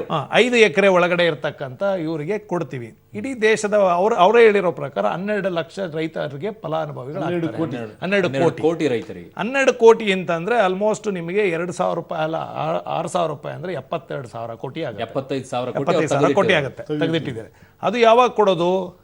ವರ್ಷದಲ್ಲಿ 3 ಟೈಮ್ 3 ಇನ್ಸ್ಟಾಲ್ಮೆಂಟ್. ಈ ಒಂದು ಇನ್ಸ್ಟಾಲ್ಮೆಂಟ್ 2,000 ರೂಪಾಯಿ. ಈ ಇಷ್ಟು ಕೊಡೋವಾಗ ನಾನು ಕೇಳೋದು ಒಂದೇ ಒಂದು ಪೈಸೆ. ಆಗಲೇ ಅಶ್ವಥ್ ನಾರಾಯಣ ಹೇಳ್ತಿದ್ರು ಅವ್ರಿಗೆ 3 ತಿಂಗಳಿಗೆ ಒಂದ್ಸಲ 2,000 ರೂಪಾಯಿ ಅಕೌಂಟ್ಗೆ ಹಾಕಿದ್ರೆ ಅವ್ರು ಗೊಬ್ಬರಕ್ಕೋ ಬೀಜಕ್ಕೋ ಉಪಯೋಗಿಸ್ತಾರೆ ಅಂತ. ದಯವಿಟ್ಟು ಅಶ್ವಥ್ ನಾರಾಯಣ ಅವ್ರು ಹೇಳ್ಬೇಕು, ಒಂದು ಗೊಬ್ಬರ ಚೀಲದ ರೇಟ್ ಎಷ್ಟಿದೆ ಅಂತ ದಯವಿಟ್ಟು ಮಾಹಿತಿ ತಗೋಬೇಕು. ಆ ಒಂದು ಚೀಲ ಗೊಬ್ಬರ ತಗೊಂಡ್ರೆ ಅಥವಾ 2 ಎಕರೆ 5 ಎಕರೆ ಇಟ್ಕೊಂಡ್ರೆ ಅವ್ನು ಎಲ್ಲ ಹಾಕಬೇಕು ಏನು ಹಾಕಬೇಕು ಅಂತ ಯೋಚನೆ ಮಾಡಬೇಕು. ಒಂದು ಮೂಗುಗೆ ತುಪ್ಪ ಸವರ ಅಂತ ಕೆಲಸ. ಒಂದು ಕರ್ನಾಟಕ ರಾಜ್ಯದಲ್ಲಿ ಒಂದೇ ಒಂದು ರಾಜ್ಯದಲ್ಲಿ 46,000 ಕೋಟಿ ರೈತರ ಸಾಲ ಮನ್ನಾ ಮಾಡಿ 21 ಲಕ್ಷ ರೈತರಿಗೆ ನೇರವಾಗಿ ತಲುಪುವಂಥ ಕೆಲಸ ಆಗ್ತದೆ ಅನ್ನೋದಾದರೆ ಅದು ದೊಡ್ಡದ? ಇಡೀ ದೇಶದಲ್ಲಿ 72,000 ಕೋಟಿ ಮಾಡ್ತಾರೆ ಅಂತಂದರೆ ಅದು ದೊಡ್ಡದ? UP-ನಲ್ಲಿ 35,000 ಕೋಟಿ ಸಾಲ ಮನ್ನಾ ಮಾಡಿದ್ರಲ್ಲ ಅದು ದೊಡ್ಡದ? ದೇಶಕ್ಕೆ 72,000 ಕೊಡ್ತಾರೆ ಅದು ದೊಡ್ಡದ? ಮಹಾರಾಷ್ಟ್ರದಲ್ಲಿ ರೈತರ ಸಾಲ ಮನ್ನಾ ಮಾಡಿದ್ರಲ್ಲ 30,000 ಕೋಟಿ ಅದು ದೊಡ್ಡದ? ದೇಶದ ನಾಯಕರಿಗೆ ಪ್ರಧಾನಮಂತ್ರಿಗಳಿಗೆ ದೊಡ್ಡದ? ನಾನು ಕೇಳಕ್ ಬಯಸೋದೇನಂದ್ರೆ, ನೀವು ರೈತರನ್ನ ಈಗ ಯಾಕೆ ಜ್ಞಾಪಿಸ್ಕೊಂತ ಇದ್ದೀರಿ? 4 ವರ್ಷಗಳಿಂದ ಜ್ಞಾಪಿಸ್ಕೊಳ್ಳದೆ ಇದ್ದವ್ರು ಈಗ ಯಾಕೆ ಜ್ಞಾಪಿಸ್ಕೊಂತ ಇದ್ದೀರಿ? ನಿಮಗೆ ಒಂದೇ ದೇಶ ಬಯಸ್ತಾ ಇದ್ದಿದ್ದೇನು? ದೇಶದ ರೈತ ಬಯಸ್ತಾ ಇದ್ದಿದ್ದೇನು? ಆತ್ಮಹತ್ಯೆಗಳು ಕಡಿಮೆ ಆಗಬೇಕು ಈ ದೇಶದಲ್ಲಿ. ರೈತನ ಆತ್ಮಹತ್ಯೆ ಅಂದಾಗ ಅವನ ಬದುಕನ್ನು ಹಸನಗೊಳಿಸೋಕೆ ಪ್ರಪ್ರಥಮವಾಗಿ ಅವನು ರೈತರ ಸಾಲ ಕಟ್ಟಕ್ಕಾಗ್ತಿಲ್ಲ ಅನ್ನೋ ಕಾರಣಕ್ಕೆ ಆತ್ಮಹತ್ಯೆ ಮಾಡ್ಕೊಂತಿದ್ದಾನೆ. ಅದಕ್ಕೊಂದು ಪರಿಹಾರ ಕಾಣಿಸ್ಬೇಕಿತ್ತು. ಅದಕ್ಕೊಂದು ಏನಾದರೂ ಒಂದು ಪರಿಹಾರ ಕಾಣಿಸಿ ಆಮೇಲೆ ರೈತನ ಬದುಕಿಗೆ ತಾನು ಬೆಳೆದಂಥ ಬೆಳೆಗಳಿಗೆ ನಾನು ಇಂಥ ಅವಕಾಶ ಮಾಡಿಕೊಡ್ತೀನಿ, ಇಂಥ ಮಾರುಕಟ್ಟೆ ಸೃಷ್ಟಿ ಮಾಡಿಕೊಡ್ತೀನಿ ಅನ್ನೋ ಭಾವನೆ ಸೃಷ್ಟಿಯಾಗಬೇಕಿತ್ತು ರೈತನಲ್ಲಿ. 4 ವರ್ಷದಿಂದ ಮಾಡೋಕ್ಕಾಗದೇ ಇರೋಂತಕ್ಕಂಥ ಒಬ್ಬ ಪ್ರಧಾನಮಂತ್ರಿಗಳು ಇವತ್ತು ನೀವು ಮೂಗುಗೆ ತುಪ್ಪ ಸವರ ಕೆಲಸದಲ್ಲಿ ಅದೇನೋ ಹೇಳ್ತಾರಲ್ಲ, ನಮ್ಮ ಮುಖ್ಯಮಂತ್ರಿಗಳು ಕಾಮೆಂಟ್ ಮಾಡಿದ್ರು, ಲಾಲಿಪಾಪ್ ಕೊಟ್ಟಂಗಾಯ್ತು ಇದು. ಹೊಟ್ಟೆಗೆ ಊಟ ಕೊಡಿ ಸ್ವಾಮಿ ಅಂದ್ರೆ, ಹೊಟ್ಟೆಗೆ ಊಟ ಕೊಡಿ ಸ್ವಾಮಿ ಅಂದ್ರೆ ಲಾಲಿಪಾಪ್ ಬೊಂಬಾಯಿ ಮಿಠಾಯಿ ಕೊಟ್ಟಂಗಾಯ್ತು. ನಾನು ಜೊತೆಗೆ ಮತ್ತೊಬ್ಬ ಅತಿಥಿ ಕೂಡ ಜಾಯ್ನ್ ಆಗಿದ್ದಾರೆ, ಆರ್ಥಿಕ ತಜ್ಞರಾಗಿರುವಂತಹ ರುದ್ರಮೂರ್ತಿ ಸರ್ ನಮ್ಮ ಜೊತೆಗಿದ್ದಾರೆ. ನಮಸ್ಕಾರ ಸರ್, ಕಾರ್ಯಕ್ರಮಕ್ಕೆ ಸ್ವಾಗತ. ಈಗ ನಾನು ಅದಕ್ಕೆ ಬರ್ತೀನಿ, ನಾನು ಅವ್ರನ್ನ ಫಸ್ಟ್ ಕಮೆಂಟ್ ತಗೊಂಡ್ಬಿಟ್ಟು ನಿಮ್ಮ ರಾಜಕೀಯವಾಗಿ ನಾನು ಆಮೇಲೆ ಬರ್ತೀನಿ. ರುದ್ರಮೂರ್ತಿ ಸರ್, ಈಗ ಇದನ್ನ ನಾನು ಚಪ್ಪಾಳೆ ಹೊಡಿಬೇಕಾ ಈ ಬಜೆಟ್ಗೆ? ಇಲ್ಲ, ಇದೊಂದು ರೀತಿ ಮೂಗಿಗೆ ತುಪ್ಪ ಸವರುವಂಥ ಬಜೆಟ್ಟು, ಚುನಾವಣೆಗೋಸ್ಕರ ಮಂಡಿಸಿರುವಂಥ ಬಜೆಟ್ಟು, ರೈತರ ವಿರೋಧಿ ಬಜೆಟ್ಟು, ಯುವಕರಿಗೆ ಏನು ಮಾಡದೇ ಇರುವಂಥ ಬಜೆಟ್ಟು, ಹೀಗೆ ಕರಿಬೇಕಾ? ಯಾವುದನ್ನ ಕರಿಬೇಕು? ಈ ಚಪ್ಪಾಳೆ ಹೊಡಿಬೇಕಾ? ಏನ್ ಮಾಡ್ಬೇಕು? ಒಂದು ಲೈನಲ್ಲಿ ಆನ್ಸರ್ ಕೊಡ್ತೀನಿ, ತುಂಬಾ ಕನ್ಫ್ಯೂಷನ್ ಮಾಡೋದು ಬೇಡ. ಕೆಲವ್ರು ಮಾರ್ಕ್ಸ್ ಕೇಳ್ತಾರೆ, 10 ಮಾರ್ಕ್ಸ್ಗೆ ಎಷ್ಟು ಕೊಡ್ತೀರಾ ಈ ಬಜೆಟ್ಗೆ ಅಂತ. ಇದು ಎಲ್ಲದಕ್ಕೂ ಉತ್ತರ ಮಾರ್ಕ್ಸ್ ನಾನು ಹೇಳಿದ್ರೆ ಸಾಕು ಅಂತೀನಿ. ನಾರಾಯಣ ಮೂರ್ತಿ ಅವರು 7 ಮಾರ್ಕ್ಸ್ ಕೊಟ್ಟರು, ಅಜೀಂ ಪ್ರೇಮ್ಜಿ ಅವರು 8 ಮಾರ್ಕ್ ಕೊಟ್ಟರು, ಕಾಮನ್ ಮೆನ್ ಬಜೆಟ್ ಅಂತ ಅನೇಕ ಜನಸಾಮಾನ್ಯರು 9 ಕೊಟ್ಟರು. ಅದೆಲ್ಲ ಬಿಡಿ, ರುದ್ರಮೂರ್ತಿ ಎಷ್ಟು ಕೊಡ್ತೀರಾ 10ಕ್ಕೆ ಅಂದರೆ 11 ಮಾರ್ಕ್ ಕೊಡ್ತೀನಿ. 11? ಯಾಕೆ ಅಷ್ಟೊಂದು ಪ್ಲಸ್ ಪಾಯಿಂಟ್ ಕೊಡ್ತಾ? ನೋಡಿ, ಈ ಬಜೆಟ್ ಅನ್ನ ನಾನು ತುಂಬಾ ಸರಳವಾಗಿ ಸಿಂಪಲ್ ಆಗಿ ಹೇಳಬೇಕು ಅಂದ್ರೆ, ಮೊದಲನೇದಾಗಿ ರೈತರಿಗೆ ಏನು ಮಾಡಿದ್ರು ಬಜೆಟ್ ಅಲ್ಲಿ ನೀವು ಕೇಳಿದ್ರೆ, ಈ ಮಿನಿಮಮ್ ಇನ್ಕಮ್ ಏನು 2 ಹೆಕ್ಟೇರ್ಸ್ಗೂ ಕಡಿಮೆ ಇತ್ತು ಅಂದ್ರೆ ಅವರ ಲ್ಯಾಂಡ್ ಹೋಲ್ಡಿಂಗ್ಸು ಡೈರೆಕ್ಟಾಗಿ 6,000 ರೂಪಾಯಿ ಪ್ರತಿ ವರ್ಷಕ್ಕೆ ಡೈರೆಕ್ಟ್ ಬ್ಯಾಂಕ್ ಅಕೌಂಟ್ಗೆ 2,000 3 ಇನ್ಸ್ಟಾಲ್ಮೆಂಟ್ ಅಲ್ಲಿ ಹೋಗುತ್ತೆ ಅಂತ ಕೊಟ್ಟರು. First point. ಅದ್ಯಾವುದಕ್ಕೂ ಸಾಲಲ್ಲ ಅನ್ನೋದು ರೈತರ ವಾದ. ನೀವು ಎಷ್ಟು ಕೊಟ್ಟರು ನಮ್ಮ ಜನಕ್ಕೆ ಸಾಕಾಗಲ್ಲ, ಬಟ್ ಎಷ್ಟು ಕೊಟ್ಟಿದ್ದೀರಾ ಇರೋದ್ರಲ್ಲಿ ಫಸ್ಟು ತೃಪ್ತಿ ಬೀಳಬೇಕು ಅನ್ನೋದು ಎಲ್ಲ ಜನರಿಗೆ ನಾನು ಈ ಮಾತಲ್ಲಿ ಹೇಳ್ತಿದ್ದೀನಿ. ಆಮೇಲೆ ನಾನು ಯಾವುದೂ ಪಾರ್ಟಿಗೆ ಮಾತಾಡ್ತಾ ಇಲ್ಲ. ಇದೇ ಕೆಲಸಗಳನ್ನು ರಾಹುಲ್ ಗಾಂಧಿ ಅವರು ಮಾಡಿದ್ರೆ, ಮುಂದಕ್ಕೆ ಮಾಡಿದ್ರೆ ಅವ್ರಿಗೂ ಎಂಕರೇಜ್ ಮಾಡ್ತೀನಿ. ನಮಗೆ ಪಾರ್ಟಿ ಮುಖ್ಯ ಅಲ್ಲ. ಅನೇಕ ಮನಮೋಹನ್ ಸಿಂಗ್ ಅವ್ರು ಎಂತೆಂಥ ಒಳ್ಳೆ ಕೆಲಸ ಮಾಡಿದ್ದಾರೆ, ನರೇಂದ್ರ ಮೋದಿ ಅವರಾಗಿರ್ಬೋದು, ಅದು ಯಾರನ್ನ ಮಾಡಿರ್ಬೋದು. ನಮ್ಗೆ ಒಳ್ಳೆ ಕೆಲಸ ಯಾರು ಮಾಡಿದ್ರು ಜನಸಾಮಾನ್ಯರಿಗಾಗಿ ಮಾಡೋ ಅಂಥ ಬಜೆಟ್ಗಳನ್ನು ನಾವು ಖಂಡಿತವಾಗ್ಲೂ ಗ್ರೀನ್ ಸಿಗ್ನಲ್ ಕೊಡಬೇಕು. ಆದರೆ ವೋಟ್ ಬ್ಯಾಂಕ್ಗೋಸ್ಕರ ಜಾಸ್ತಿ ಮಾಡೋದರ ಪೊಲಿಟಿಕಲಿ ನಾನು ಕಮೆಂಟ್ ಮಾಡೋ ಅಷ್ಟು ಶಕ್ತಿ ನನಗಿಲ್ಲ, ಪಾಲಿಟಿಕ್ಸ್ ನನಗೆ ಬರೋದಿಲ್ಲ. ಆದರೆ ಖಂಡಿತ ಅದಕ್ಕೋಸ್ಕರ ಮಾಡಿರುವ ಬಜೆಟ್ ತರ ನಿಮಗೆ ಕಾಣ್ತಾ ಇದೆಯಾ ಅಂದ್ರೆ ಕಾಣ್ತಾ ಇದೆ. 100% ಯಾಕಂದ್ರೆ ನೋಡಿ, ಫಾರ್ಮರ್ಸ್ಗೆ ಇದೆಲ್ಲ ಮಾಡೋರು ಲಾಸ್ಟ್ ವರ್ಷನೂ ಇಷ್ಟೆಲ್ಲ ಯಾಕೆ ಮಾಡ್ಲಿಲ್ಲ ಅಂದ್ರೆ ಅದನ್ನ ನಾನು ವಾದ ಮಾಡ್ಬೋದು. ಆದ್ರೆ ಬೇಸಿಕ್ ಆಗಿ ಇದನ್ನ ನೀವು ಯೋಚನೆ ಮಾಡಿ, ನಮ್ಮ ದೇಶದಲ್ಲಿ ಇನ್ಕಮ್ ಟ್ಯಾಕ್ಸ್ ಸ್ಲ್ಯಾಬು 50,000 ಎಕ್ಸಂಪ್ಷನ್ ಇಂದ 2.5 ಲಕ್ಷ ಎಕ್ಸಂಪ್ಷನ್ ಹೋಗಕ್ಕೆ 5 ವರ್ಷ ತಗೊಂಡಿದೀವಿ ನಾವು. ಅದೇ 2.5 ಲಕ್ಷ ಇಂದ 5 ಲಕ್ಷಕ್ಕೆ ಹೋಗಕ್ಕೆ ವಿತೌಟ್ ನೋ ಟೈಮ್. ಅಂದ್ರೆ 50,000 ಸ್ಲ್ಯಾಬ್ ಅಲ್ಲ, ಅಲ್ಲ ಅದನ್ನ ರಿಬೇಟ್ ಅಂತಾನೆ ಕರಿತೀವಿ, ಕರೆಕ್ಟ್. ಅದು ಜನರಿಗೆ ಬಹಳ ಕನ್ಫ್ಯೂಷನ್ 101%. ಅದ್ರ ಮೇಲೆ ನಾನು 2 ನಿಮಿಷ ಆಮೇಲೆ ಇನ್ ಡೀಟೇಲ್ ಆಗಿ ಹೇಳ್ತೀನಿ. ಚಾರ್ಟರ್ಡ್ ಅಕೌಂಟೆಂಟ್ ಆಗಿ ನೀವು ಹೇಳ್ದಂಗೆ ಅದು ಸ್ಲ್ಯಾಬ್ ಅಲ್ಲ. ಇಲ್ಲಿ ನಾವೇನ್ ತಿಳ್ಕೋಬೇಕು, ಕಾಮನ್ ಮ್ಯಾನ್ ಈಸಿಯಾಗಿ ಅರ್ಥ ಮಾಡ್ಕೊಳ್ಳಿ. ಯಾರ ಇನ್ಕಮ್ ಲೆವೆಲ್ಲು 5 ಲ್ಯಾಖಕ್ಕೂ ಕೆಳಗಡೆ ಬರುತ್ತಲ್ಲ ಅವ್ರಿಗೆ 12,500 ರಿಬೇಟ್ ಕೊಡ್ತಿದ್ದಾರೆ ಸೆಕ್ಷನ್ 87 ಅಲ್ಲಿ. ಅದರಿಂದ ಏನಾಗುತ್ತೆ, ಹತ್ತತ್ರ ನಾನು ಹೇಳ್ತಾ ಇದ್ದೀನಿ 6.5 ಲಕ್ಷವರೆಗೂ ನಿಮಗೆ ಇನ್ಕಮ್ ಮಿತಿ ಒಳಗಡೆ ಇದ್ದರೆ ನೀವು ಯಾವುದೇ ಟ್ಯಾಕ್ಸ್ ಕಟ್ಟಂಗಿರಲ್ಲ. ಆದರೆ ನನಗಿವಾಗ ನಾನು ಆಲ್ರೆಡಿ 15 ಲಕ್ಷವರೆಗೂ ನನ್ನ ಇನ್ಕಮ್ ಇದೆ, ನಾನು ಆಲ್ರೆಡಿ ಟ್ಯಾಕ್ಸ್ ಕಟ್ತಿದ್ದೀನಿ ಅನ್ಕೊಳ್ಳಿ, ನನಗೆ ಆ್ಯಕ್ಚುಲಿ ಜಾಸ್ತಿ ಕಟ್ಟಬೇಕು. ಯಾಕಂದರೆ ಎಜುಕೇಷನ್ ಸೆಸ್ ಲಾಸ್ಟ್ ಟೈಮ್ 3% ಇರೋದನ್ನ ಇವಾಗ 4% ಮಾಡಿದ್ದಾರೆ. ಸೊ ಇಂಡೈರೆಕ್ಟ್ಲಿ ಏನಾಗ್ತಾ ಇದೆ, ಜನಸಾಮಾನ್ಯರು ತುಂಬ ಕೆಳಗಡೆ ಇರುವಂಥ ವರ್ಗದವ್ರೇನಿದ್ದಾರೆ ಅವ್ರಿಗೆ ಬೆನಿಫಿಟ್ ಇದೆ. But already income 10 lakh 15 lakh 20 lakh ಇರೋರಿಗೆ ಬೆನಿಫಿಟ್ ಇಲ್ಲ. ಇದು ಎಕ್ಸಂಪ್ಷನ್ ಲಿಮಿಟ್ ಇನ್ಕ್ರೀಸ್ ಮಾಡಿಲ್ಲ ಅವರು. ರಿಬೇಟ್ ಅಂತ ಏನ್ ಸೆಕ್ಷನ್ 87 ಅಲ್ಲಿ ಇದೆ ಅದನ್ನ ಕೊಡ್ತಿದ್ದಾರೆ. ಬಟ್ ಸಿಂಪಲ್ ಆಗಿ ಹೇಳ್ತಾ ಇದ್ದೀನಿ, 11 ಮಾರ್ಕ್ 10 ಮಾರ್ಕ್ಗೆ ಬಜೆಟ್ ಕೊಡ್ಬೋದು. ಓಕೆ, ಅಶ್ವಥ್ ನಾರಾಯಣ ಅವರೇ, ಈ ಬಜೆಟ್ ಅನ್ನ ಮಂಡಿಸಿದ ತಕ್ಷಣ ಜನ ನಿಮಗೆ ವೋಟ್ ಹಾಕ್ತಾರೆ ಅನ್ನೋ ಓವರ್ ಕಾನ್ಫಿಡೆನ್ಸ್ ಬಂದ್ಬಿಟ್ಟಿದೆ. ಯಾಕಂದ್ರೆ ಇವತ್ತು ಪ್ರಧಾನಿ ನರೇಂದ್ರ ಮೋದಿ ಅವರು ತಟ್ತಾ ಇದ್ದಿದ್ದನ್ನ ನೋಡ್ತಾ ಇದ್ದಾಗ ಇದಷ್ಟೇ ಈಗ ಶುರುವಾಗಿದೆ, ಅಭಿ ಪಿಕ್ಚರ್ ಬಾಕಿ ಹೇ ಅನ್ನೋ ಅರ್ಥದಲ್ಲಿ ಇವತ್ತು ಬಜೆಟ್ ನಂತರ ಮಾತಾಡಿರೋ ಭಾಷಣವನ್ನ ನೋಡಿದಾಗ, ಅಂದ್ರೆ ದೇಶದ ಜನ ಉದ್ದೇಶನ ಮಾತಾಡ್ಬೇಕಾದ್ರೆ ಓವರ್ ಕಾನ್ಫಿಡೆನ್ಸ್, ಈ ಬಜೆಟ್ ನಿಂದನೇ ನಾವು ಗೆದ್ದು ಬಿಡ್ತೀವಿ. ನೋಡಿ, ಯಾವುದೇ ಒಂದು ಚುನಾವಣೆಯ ಕೊನೆಯ ವರ್ಷದ ಬಡ್ಜೆಟ್ ಮೇಲೆ ಚುನಾವಣೆ ನಿರ್ಧಾರ ಆಗಲ್ಲ. ಕಳೆದ 4 ವರ್ಷ, ಅದರಿಂದ 4 ವರ್ಷ ಏನು ಕೆಲಸ ಮಾಡಿದ್ರೆ ಅದ್ರ ಮೇಲೆ ತೀರ್ಮಾನ ಆಗ್ತದೆ, ನಿರ್ಧಾರಗಳಾಗ್ತದೆ. ಈಗ ಮೊನ್ನೆ ಸಿದ್ದರಾಮಯ್ಯನವರು ಕಳೆದ ವರ್ಷದಲ್ಲಿ ಸಾಕಷ್ಟು ಭರಪೂರ ಬಡ್ಜೆಟ್ಗಳನ್ನು ಕೊಟ್ಟು, ಭಾಳ ಫೇವರ್ ಆಗಿ ಬಡ್ಜೆಟ್ಗಳನ್ನು ಕೊಟ್ಟು ಜನ ತೀರ್ಮಾನ ಮಾಡಿಬಿಟ್ರ. ನೀವು ಯಾವುದೇ ಕೊನೆ ವರ್ಷದಲ್ಲಿ ಕೊಟ್ಟೇಟಿಗೆ ಜನ ತೀರ್ಮಾನ ಮಾಡಲ್ಲ. ಕಳೆದ 4 ವರ್ಷದಲ್ಲಿ ಏನು ಮಾಡಿದ್ರು ಅನ್ನೋದು ಬರ್ತದೆ ನೋಡಿ. ಅಂದ್ರೆ ನೀವು ಕೊಟ್ಟಿದ್ರ ಮೇಲೆ ಜನ ವೋಟ್ ಹಾಕ್ತಾರೆ, ಬಿಕಾಸ್ ಅದನ್ನ 4 ವರ್ಷ ನೀನ್ ಏನ್ ಮಾಡಿದ್ಯಾ ಅನ್ನೋದ್ರ ಮೇಲೆ ಈ ಬಡ್ಜೆಟ್ ಎಫೆಕ್ಟ್ ಆಗ್ತದೆ ಸರ್. ಅದಕ್ಕೆ ಕಾಂಗ್ರೆಸ್ 4 ವರ್ಷದಲ್ಲಿ ನೀವೇನು ಮಾಡ್ಲಿಲ್ಲ. ಗಂಗಾಧರ ಮೂರ್ತಿ ಹೇಳಿದ್ರಲ್ಲ, ಸ್ವಾಮಿನಾಥನ್ ಕಮಿಟಿ ರಿಪೋರ್ಟ್ 2004ರಲ್ಲಿ ಕಮಿಟಿ ಕಾನ್ಸ್ಟಿಟ್ಯೂಟ್ ಆಗ್ತದೆ, 2006ರಲ್ಲಿ ರಿಪೋರ್ಟ್ ಕೊಡ್ತಾರೆ. ಸ್ವಾಮಿನಾಥನ್ ಕಮಿಟಿ ಕಾನ್ಸ್ಟಿಟ್ಯೂಟ್ ಆನ್ 2004, 2006 ಅಲ್ಲಿ ರಿಪೋರ್ಟ್ ಕೊಡ್ತಾರೆ ಸರ್. 2006 ಇಂದ 2014 ರಿಪೋರ್ಟ್ ಏನಾಗಿತ್ತು ಸರ್? ನಾನು ಮಾತಾಡ್ತೀನಿ ರೆಡ್ಡಿ ಅವರೇ, ನಾನು ಮಾತಾಡೋ ಮುಂದೆ ಯಾಕೆ ಮಾತಾಡ್ತೀರಾ? ದಯವಿಟ್ಟು let me complete please sir. Swaminathan committee recommendation ಮಾಡಿದ್ಯಲ್ಲ, ಮೋರ್ ದೆನ್ 80% ಇಂಪ್ಲಿಮೆಂಟ್ ಆಗಿದೆ. ಫಾರ್ ಎಕ್ಸಾಂಪಲ್ ಸಣ್ಣ ಉದಾಹರಣೆಯನ್ನು ನಾನು ಕೊಡ್ತೀನಿ. ಇಲ್ಲಿ ಕುಮಾರಸ್ವಾಮಿ ಅವರು ಇಸ್ರೇಲ್ ಮಾದರಿ ಕಾನ್ಸೆಪ್ಟ್ ಅಲ್ಲಿ ಒಂದು ಇರಿಗೇಷನ್ ಪ್ರಾಜೆಕ್ಟ್ ಅನ್ನ ಮಾಡ್ತೀನಿ ಅಂತ ಹೇಳಾರಲ್ಲ, ಅದೇ ತರ ನರೇಂದ್ರ ಮೋದಿ ಅವರು ಇಡೀ ದೇಶದಲ್ಲಿ ಪ್ರಧಾನ ಮಂತ್ರಿ ಸಿಂಚನ್ ಯೋಜನೆ ಅಂತ ಜಾರಿಗೆ ತೆಗೆದುಕೊಂಡ್ರೆ ಸರ್. ಕರ್ನಾಟಕಕ್ಕೆ 121 ಕೋಟಿ ದುಡ್ಡು ಮೈಕ್ರೋ ಡ್ರಿಪ್ ಇರಿಗೇಷನ್ಗೆ ದುಡ್ಡು ಬಂದಿದೆ. ರಾಮನಗರ ಮುಖ್ಯಮಂತ್ರಿ ತವರು ಜಿಲ್ಲೆಗೆ 12 ಕೋಟಿ ಹೋಗಿದೆ ಸರ್ ದುಡ್ಡು. ನಾನು ಎನ್ಕ್ವೈರಿ ಮಾಡಿದ್ದೀನಿ, ನಾನು ವಿಚಾರ ಮಾಡಿದ್ದೀನಿ, ಉಪಯೋಗಿಸ್ಕೊಂಡಿದ್ದಾರೆ ಅದನ್ನ. ಅಂದ್ರೆ ರಾಜ್ಯ ಸರ್ಕಾರ ಸುಳ್ಳು ಹೇಳ್ತಾ ಇದೆಯಾ? ಇಲ್ಲ, ಅಂದ್ರೆ ಸರ್ ಮ್ಯಾಕ್ಸಿಮಮ್ ಕೆಲವೆಲ್ಲ ಯೋಜನೆಗಳು ಕೇಂದ್ರ ಸರ್ಕಾರ ಯೋಜನೆಗಳು ಇಂಪ್ಲಿಮೆಂಟ್ ಆಗ್ತಾ ಇದೆ.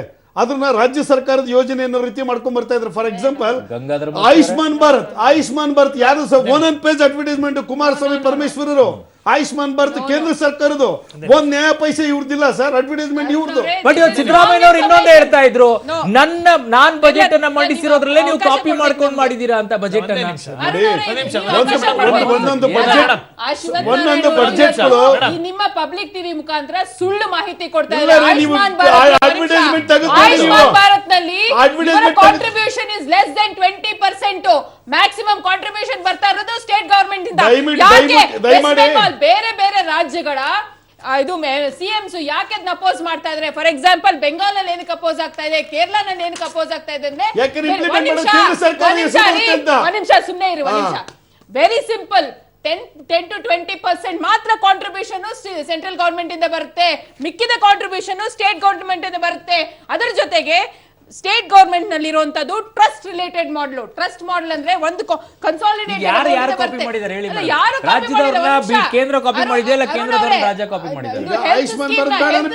ತಂದವರು ರಮೇಶ್ ಅವರು ಇವತ್ತು ಸ್ಪೀಕರ್ ಆಗಿದ್ದಾರಲ್ಲ, ಅವರು ಹೆಲ್ತ್ ಸ್ಕೀಮ್ ನ ತಂದವರು ಅವರು. ಅದಾದ್ಮೇಲೆ ಇವ್ರ ಸ್ಕೀಮ್ ಬಂದಿದ್ದು. ಪ್ರತಿ ಸ್ಟೇಟ್ ನಲ್ಲೂ ಟ್ರಸ್ಟ್ ಮಾಡೆಲ್ ಇದೆ. ಇವ್ರು ತಗೊಂಡ್ಬರ್ತಾ ಇದೆ ಇನ್ಶೂರೆನ್ಸ್ ಮಾಡೆಲ್.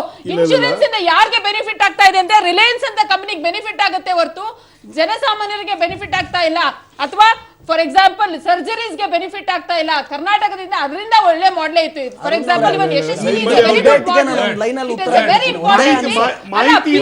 ಬೇಕು, ಪಿಆರ್ ಬೇಕು, ದುಡ್ಡು ಮಾತ್ರ ಸುಮ್ಮನೆ ಪಿಆರ್ ಗೋಸ್ಕರ ಈ ತರ ಒಂದು ಸ್ಕೀಮ್ಸ್ ನ ಅನೌನ್ಸ್ ಮಾಡ್ತಾರೆ ಹೊರತು ಅದರಿಂದ ರಿಯಾಲಿಟಿ ಏನಿಲ್ಲ. ಫಾರ್ ಎಕ್ಸಾಂಪಲ್ ಸ್ವಚ್ಛ ಭಾರತ್, ಒಂದ್ ನಿಮಿಷ ಹೇಳ್ತೀನಿ, ಸ್ವಚ್ಛ ಭಾರತ್ ಒಂದು ಟಾಯ್ಲೆಟ್ ಕಟ್ಟೋ ಯೋಗ್ಯತೆ ಇರಲ್ಲ, 70 ವರ್ಷ 12 ಕೋಟಿ ಟಾಯ್ಲೆಟ್ ಕಟ್ಟಿದ್ರೆ ದೇಶದಲ್ಲಿ ಮಾತಾಡ್ತಾರೆ ಸ್ವಚ್ಛ ಭಾರತ ಅಂತ. ಸ್ಟೇಟ್ ಕೊಡುತ್ತೆ, 4000 ಸೆಂಟ್ರಲ್ ಗವರ್ನಮೆಂಟ್ ಕೊಡುತ್ತೆ. ಯಾವ ತರ ಪಿಆರ್ ಇದು? This is that not Congress party worker ಮನೆ ಟಾಯ್ಲೆಟ್ ಇರಲಿಲ್ಲ ರೀ, ಮೋದಿ ಬರ್ಬೇಕಾಗಿತ್ತು. 8,000 ಕೊಡೋದು ರಾಜ್ಯ ಸರ್ಕಾರ, ಕೇಂದ್ರ ಸರ್ಕಾರ ಕೊಡೋದು ಜುಜ್ಬಿ 4,000 ಕೊಟ್ಬಿಟ್ಟು ಕ್ರೆಡಿಟ್ ತಗೊಳ್ತಾರೆ. ಇದು ಮೋಸ ಅಲ್ವಾ ಮಾಡ್ತಾ ಇರೋದು? This is exactly what it is. ಇವರೆಲ್ಲ ಪಿಆರ್ ಡ್ರಿವನ್ ಹೊರತು reality on ground is very very different. ತಗೋಬೇಡಿ, ಇದ್ಮೇಲೆ ಬಿಟ್ಬಿಡಿ, ತಗೊಳ್ತಾ ಯೂಸ್ ಮಾಡ್ಕೊಬೇಡಿ ನೀವು. ರಾಜ್ಯದ ಯಾಕೆ ಯೂಸ್ ಮಾಡ್ಕೊಳ್ತೀರಿ ನೀವು? ಸ್ವಚ್ಛ ಭಾರತ ಯಾಕೆ ಯೂಸ್ ಮಾಡ್ಕೊಳ್ತೀರಿ ನೀವು? One second please. Yes, Gangadhara ಮೂರ್ತಿ ಅವರು ಸ್ವಚ್ಛ ಭಾರತ ಯೋಜನೆ ಬಂದಂತ ದುಡ್ಡನ್ನ one second ಅಶ್ವಥ್ ಯಾವ ರೀತಿ ಮಿಸ್ಯೂಸ್ ಮಾಡ್ಕೊಂಡಿಲ್ಲ ಗೊತ್ತಾ ಇವರು? ಗೊತ್ತು ನಿಮ್ದೆಲ್ಲ ಪಿಆರ್. ಅದಕ್ಕೆ ಬೇಟಿ ಬಚಾವ್ 50% ಹೋಗಿರೋದು ಪಿಆರ್ ಗೆ ಹೋಗಿದೆಯಲ್ಲ, ಹೋಗಿದೆಯಲ್ಲ. ಬಿಟ್ಬಿಡ್ರಿ ನೀವು, ಯಾಕೆ ಯೂಸ್ ಮಾಡ್ಕೊಂಡು ತಗೋಬೇಡಿ. ನಾವೇನ್ ಯೂಸ್ ಮಾಡ್ತಾ ಇಲ್ವಲ್ಲ. one second please. Yes, Gangadhara Murthy ಅವರೇ. ಇದು ಸುಮ್ಮನೆ ಕಾಮೆಂಟ್ ಅನ್ನ ನೀವು ಪೊಲಿಟಿಕಲ್ ಆಗಿ ಜಾಸ್ತಿ ಮಾತಾಡ್ತಾ ಕೂತ್ಕೊಂಡ್ರೆ ಏನು ಮಾಡಕ್ಕೆ. Yes please. ನಾನು ಆಕ್ಚುಲಿ ಅಶ್ವಥ್ ನಾರಾಯಣ್ ಅವ್ರದ್ದು ಒಂದು ಸಬ್ಜೆಕ್ಟು, ಅವರು 2004 ಅಲ್ಲಿ ಸ್ವಾಮಿನಾಥನ್ ವರದಿ ಇದಾಗಿದ್ದು, ಕಾನ್ಸ್ಟಿಟ್ಯೂಟ್ ಆಗಿದ್ದು 6 ಅಲ್ಲಿ ವರದಿ ಕೊಟ್ಟರು, ಯಾಕೆ ಮಾಡಿಲ್ಲ. ಆ ಸರ್ಕಾರ ನಮ್ಮ ಮನೆಗೆ ಕಳ್ಸಾಗಿದೆ. ನೀವು ಆ ಪ್ರಣಾಳಿಕೆನಲ್ಲಿ ಬಡ್ಜೆಟ್ಗೆ ಚುನಾವಣೆಗಿಂತ ಮುಂಚೆ ನೀವು ಈ ದೇಶದ ತುಂಬಾ ಹೇಳ್ಕೊಂಬಂದಿದ್ದೇನೋ. ಬಗ್ಗೆ ಹೋಗಲ್ಲ. ಯಾವ್ಯಾವ ರಾಜ್ಯಗಳು, ಯಾವ್ಯಾವ ಕೇಂದ್ರ ಸರ್ಕಾರಗಳು ಏನೇನು ಕಮಿಟಿಗಳನ್ನ ರಚನೆ ಮಾಡ್ತು, ಯಾವ್ಯಾವ ಕಮಿಟಿಗಳನ್ನ ತನ್ನ ಲಾಭಕ್ಕೋಸ್ಕರ ಬಳಸ್ಕೊಳ್ತು ಅನ್ನೋದನ್ನ ನೋಡಿದೀವಿ, ಕೇಳಿದೀನಿ. ನಾನು ಕೇಳ್ತಾ ಇರೋದು, ಈ ಬಜೆಟ್ ಜನ ವೋಟ್ ಹಾಕಕ್ ಸಾಧ್ಯ ಆಗತ್ತಾ ಇಲ್ಲ ತಿರುಗಿ ಬೀಳ್ತಾರ ಅನ್ನೋದು ನಾನು ಕೇಳ್ತಾ ಇದ್ದೀನಿ. ಈ ಪ್ರಶ್ನೆ ನಿಮ್ಮಿಂದನೇ ಉತ್ತರ ಪಡ್ಕೊಳ್ತೀವಿ. ನಾವು ಚರ್ಚೆ ಮಾಡ್ತಾ ಇದ್ವಿ ಒಂದು ವಿಚಾರ, ಇವತ್ತು ಮೋದಿ ಅವ್ರು ಹಾಕೊಂಡಿದಂತ ಸೂಟ್ ಕಲರ್ ಬಗ್ಗೆ ಕೂಡ ಚರ್ಚೆ ಆಗ್ತಾ ಇತ್ತು. ಅವ್ರು ಹಾಕೊಂಡಿದ್ರು ಗ್ರೀನ್ ಕಲರ್ ಅನ್ನೋದು. ಅಯ್ಯಪ್ಪ, ಹೆಂಗ್ ಥಿಂಕಿಂಗ್ ಇರುತ್ತೆ ಅಂತ. ಓಕೆ, ನಾನು ಚರ್ಚೆಯನ್ನ ಆರಂಭ ಮಾಡ್ಬೇಕು. ಗಂಗಾಧರ ಮೂರ್ತಿ ಅವರೇ, ಈ ಬಜೆಟ್ ಒಂದು ರೀತಿಯಾಗಿ ನೀವು ಹೇಳ್ತಾ ಇದ್ದೀರಾ, ಯಾರಿಗೂ ಕೂಡ ಏನೋ ಲಾಭ ಇಲ್ಲ, ಕೇವಲ ಕಣ್ಣೊರೆಸುವಂತ ತಂತ್ರ, ಇವೆಲ್ಲ ಮಾತಾಡ್ತಾ ಇದ್ದೀವಿ. ಬಟ್ ಬಜೆಟ್ ವಿಚಾರದಲ್ಲಿ ನೀವು ಗಮನಿಸೋದಾದ್ರೆ 5ನೇ ವರ್ಷನೋ ಯಾವಾಗೋ ಕೊನೆ ಬಜೆಟ್ ಅವ್ರದ್ದು ಈ ಅಧಿಕಾರಾವಧಿಯಲ್ಲಿ. ಹೀಗಿರ್ಬೇಕಾದ್ರೆ ಇದನ್ನ ನೋಡ್ಬಿಟ್ಟು ಜನ ವೋಟ್ ಹಾಕಲ್ಲ ಅಂತೀರಾ? ರೈತಾಪಿ ವರ್ಗದವ್ರನ್ನ ಓಲೈಸುವಂತ ತಂತ್ರಕ್ಕೆ ಮುಂದಾಗಿದ್ದಾರೆ ಬಿಜೆಪಿ ಅನ್ನೋದಾದ್ರೆ ರೈತರು ವೋಟ್ ಹಾಕಲ್ಲ ಅಂತೀರಾ? ಇಷ್ಟು ದಿನ ಬರೀ ಸಾಲ ಮನ್ನಾ ಅಂತ ಹೇಳಿ ಕಣ್ಣೊರೆಸೋ ತಂತ್ರ ಆಗ್ತಾ ಇತ್ತು. ಈಗ ಅಟ್ಲೀಸ್ಟ್ ನಮಗೆ ವರ್ಷಕ್ಕೆ ಒಂದಿಷ್ಟು ಆದಾಯ ಬರುತ್ತೆ, ನಮಗಿಷ್ಟು ಫಿಕ್ಸ್ ಅಂತ ಇದೆ ಅಮೌಂಟ್ ಅನ್ನೋ ಲೆಕ್ಕದಲ್ಲೂ ಕೂಡ ಹಾಕಲ್ಲ ಅಂತೀರಾ ಓಟು? ನಾನೀಗ ಸಂಜೆ ಬರ್ತಾ ಯಾವುದೋ ಒಂದು ಚಾನಲಲ್ಲಿ ಸುಮ್ಮನೆ ವ್ಯೂವರ್ಸ್ ಒಬ್ಬ ರೈತನ ಕಾಮೆಂಟ್ ಕೇಳ್ತಿದ್ದೆ. ಆತ ಒಂದು ಕಾಮೆಂಟ್ ಮಾಡ್ತಿದ್ದ ಕರ್ನಾಟಕದಲ್ಲಿ. ಆತ ಒಂದು ನಿಮ್ಮ ಚಾನಲ್, ಇನ್ನೊಂದು ಯಾವುದೋ ಚಾನಲ್ಲಿ ಆತ ಒಂದು ಕಾಮೆಂಟ್ ಮಾಡಿ, ನನಗೆ 2,000 6,000 ನೀವು ಭಿಕ್ಷೆ ಕೊಡೋದು ಬೇಡಪ್ಪ, ನನಗೆ ನಾನು ಬೆಳೆದಂಥ ಬೆಳೆಗೆ 2 ಎಕರೆಲ್ಲಿ ನಾನು ಬೆಳಿತೀನಲ್ಲ ಬೆಳೆಗೆ, ಆ ಬೆಳೆಗೆ ಸರಿಯಾದ ಬೆಲೆನ ಕೊಡು. ನಾನು 12 ರೂಪಾಯಿಗೆ 16 ರೂಪಾಯಿಗೆ ಇಲ್ಲಿಗೆ ಅಕ್ಕಿ ಮಾರ್ತೀನಿ, ನೀವು ಅದೇ ಅಕ್ಕಿನ ಬೆಂಗಳೂರು ಸಿಟಿಲಿ ಕುತ್ಕೊಂಡು 50 ರೂಪಾಯಿ ಕೊಟ್ಟು ತೊಗೊತೀರಾ, ತಿಂತೀರಾ, ಆ 50 ರೂಪಾಯಲ್ಲಿ ಅರ್ಧ ನನಗೆ ಕೊಡ್ರಿ ಸಾಕು, ಈ ಸಾಲ ಮತ್ತು ಈ ಭಿಕ್ಷೆ ಯಾವ ಬೇಡ ಅಂತ ಒಂದು ಕಾಮೆಂಟ್ ಮಾಡ್ತಿದ್ದ ಒಬ್ಬ ರೈತ. ಅದು ನಾನಲ್ಲ. ಆದರೆ ನಾನು ಹೇಳೋದೇನು ಅಂದರೆ, ಈ ಸ್ಕೀಮಲ್ಲೇ ನಿಮ್ಗೆ ಓಟ್ ಬರ್ತದೆ ಅಂತ ಅಂದ್ಕೊಂಡು ನೀವೇನಾದರೂ ಪ್ರಯತ್ನ ಪಟ್ಟಿದ್ರೆ ನಮ್ದೇನು ಅಭ್ಯಂತರ ಇಲ್ಲ, ಆ ಪ್ರಯತ್ನ ಪಡಿ ಕೊಟ್ರೆ ಸಂತೋಷ. ಯಾಕೆ ಅಂತ ಕೇಳಿ ನಿಮಿಷ ಅದು ಅವ್ರು ಹೇಳ್ಬೇಕು. ಬರ್ತದೆ ಅಂತ ಮಾಡಿದ್ದಾರೆ, ಅದು ಅವ್ರು ಹೇಳ್ಬೇಕು, ನಾನೇ ಹೇಳಿ. ಒಂದ್ ನಿಮಿಷ. ಎರಡನೇದಾಗಿ ನಿಮಗೆ ಮಧ್ಯಂತರ ಗಂಗಾಧರ ಮೂರ್ತಿ ಅವರೇ, ಅದನ್ನ ಅವ್ರು ಉತ್ತರ ಕೊಡ್ಲಿ. ಸಾಲ ಮನ್ನಾ ವಿಚಾರದಲ್ಲಿ ಇತ್ತಲ್ವಾ, ಅದಕ್ಕೆ ನೀವು ಓಟ್ ಬರುತ್ತೆ ಅಂತಾನೆ ಮಾಡಿದ್ರ? ನಾವು ಮಾಡಿಲ್ಲ, ಅವ್ರು ಹೇಳ್ತಾ ಇರೋದು, ನಾನಲ್ಲ. ಈಗ ಅವರು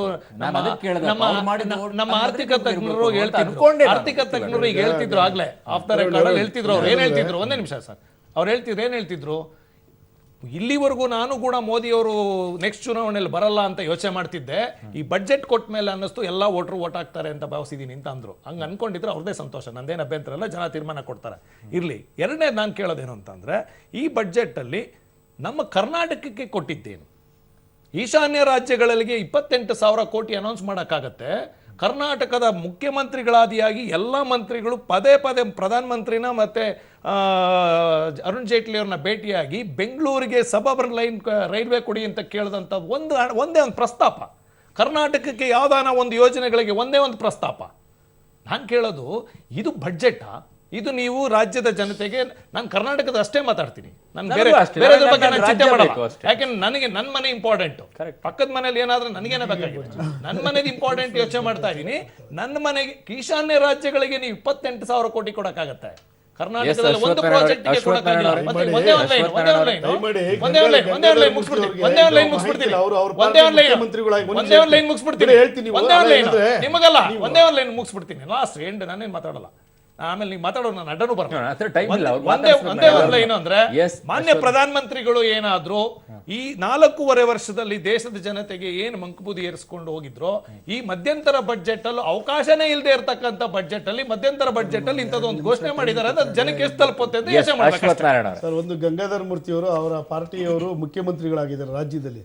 ಮೊನ್ನೆ ಮುಖ್ಯಮಂತ್ರಿಗಳು ಒಂದು ಪತ್ರ ಬರೆದಿದ್ದಾರೆ ಕೇಂದ್ರ ಸರ್ಕಾರಕ್ಕೆ, 17,000 ಕೋಟಿ ಬಿಡುಗಡೆ ಮಾಡಿ ಸಬರ್ಬನ್ ಟ್ರೈನ್ಗೆ ನೀವು ಕೊಟ್ಟಿರ್ತಕ್ಕಂಥ ಪ್ರಪೋಸಲ್ಲಿ 20 ಪಾಯಿಂಟ್ ಹಾಕಿ ಇದನ್ನು ನೀವು ಮಾಡಿಫಿಕೇಶನ್ ಮಾಡಬೇಕು ಅಂತ ಲೆಟರ್ ಬರೆದಿದ್ದಾರೆ ಮುಖ್ಯಮಂತ್ರಿಗಳು. ಏನಕ್ಕೆ ಅಂದರೆ, ಪ್ರಧಾನಮಂತ್ರಿಯವರು ನಾಳೆ 10ನೇ ತಾರೀಕು ಮತ್ತು 20ನೇ ತಾರೀಕು ಕರ್ನಾಟಕ ಬಂದು ಅದರದ್ದು ಶಂಕುಸ್ಥಾಪನೆ ಮಾಡಬೇಕಾಯಿತು. ಎಲ್ಲಿ ಬಂದು ಸಬರ್ಬನ್ ಟ್ರೈನ್ ಶಂಕುಸ್ಥಾಪನೆ ಮಾಡ್ತಾರೆ ಅಂತ ಹೇಳಿ. ಒಂದು ನಿಮಿಷ ಮಧ್ಯ ಮಾತಾಡ್ಬೇಡ್ರಿ, ಈಗ ಆಲ್ರೆಡಿ ಬಡ್ಜೆಟ್ ಮಧ್ಯ ಮಾತಾಡ್ಬೇಡಿ, ಬಡ್ಜೆಟ್ ಅನೌನ್ಸ್ ಮಾಡಿ. ಒಂದು ನಿಮಿಷ ಈಗ ಆಲ್ರೆಡಿ ದಯವಿಟ್ಟು ನಿಮಗೆ ಅರ್ಥ, ನಿಮಗೆ ಗೊತ್ತಿಲ್ಲ ಅಂತ ತಿಳ್ಕೊಳ್ಳಿ. ಒಂದು ನಿಮಿಷ ಕೇಳ್ರಿ, ಉದ್ಘಾಟನೆ ಮಾಡೋದು ತಪ್ಸಕ್ಕೋಸ್ಕರ ಕುಮಾರಸ್ವಾಮಿ 20 ಪಾಯಿಂಟ್ ಆಗಿ ಲೆಟರ್ ಬರೆದಿದ್ದಾರೆ, ಅದಕ್ಕೆ PC ಮೋಹನ್ ಪತ್ರ ಬರೆದಿದ್ದಾರೆ, ಅವ್ರಿಗೆ ಕೇಳಿಸ್ಕೊಳ್ಳಿ. ಒಂದ್ ನಿಮಿಷ ಕೇಳಿಸ್ಕೊಳ್ಳಿ. ಸ್ವಾಮಿ, ದುಡ್ಡು ಈಗ ಆಲ್ರೆಡಿ ಆಡಳಿತಾತ್ಮಕ ಮಂಜೂರಾತಿ ಸಿಕ್ಕಿದೆ, 17,000 ಕೋಟಿ. ಅದು ನೀವು ಮಾಡ್ಬೇಕು, ರಾಜ್ಯ ಸರ್ಕಾರ ಮಾಡ್ಬೇಕು, ನಾವೆಲ್ಲ ಮಾಡ್ಬೇಕು. ದಯವಿಟ್ಟು ದಯವಿಟ್ಟು ನಿಮಗೆ ರಾಜ್ಯ ಸರ್ಕಾರ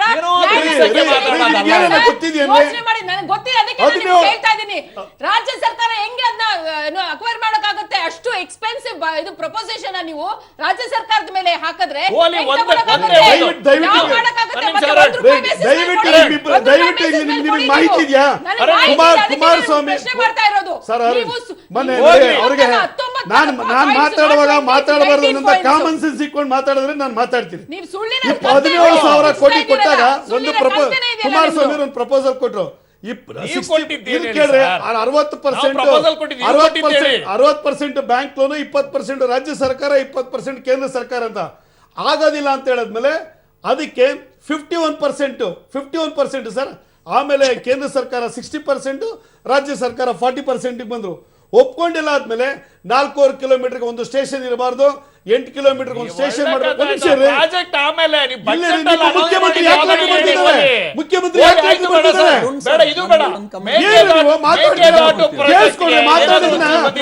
ಮಾತಾಡಿದ್ಮೇಲೆ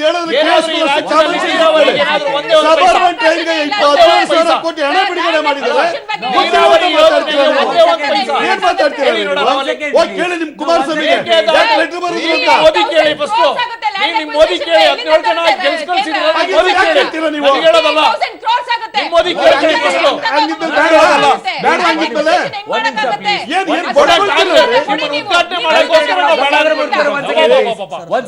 ಸಬರ್ಬನ್ ಟ್ರೈನ್ ಬಹಳ ದಿನದ ಬೇಡಿಕೆ ಇದೆ. 58,000 ಕೋಟಿ ಬೇಕು ಪ್ರಪೋಸ್ ಸ್ಟಾರ್ಟ್ ಮಾಡಿ, ನೀವು ಫೇಸ್ ಬಂದ್ರೆ ಸ್ಟಾರ್ಟ್ ಮಾಡಿ. ನೀವು ಮೇಕೆದಾಟು ಯೋಜನೆಗೆ ಗಂಗಾಧರ ಮೂರ್ತಿ ಅವರೇ ಒಂದ್ ನಿಮಿಷ, ಕೇಂದ್ರದಿಂದ ಗಂಗಾಧರ ಮೂರ್ತಿ ಅವರೇ ಮಾತಾಡ್ತೀರಿ, ಕೇಂದ್ರದಿಂದ ದುಡ್ಡನ್ನ ಕೇಳ್ತೀರಾ ಬಳಸ್ಕೊಳಕ್ಕಾಗಲ್ಲ ರಾಜ್ಯದವರಿಗೆ, ರಾಜ್ಯ ಸರ್ಕಾರದವರಿಗೆ.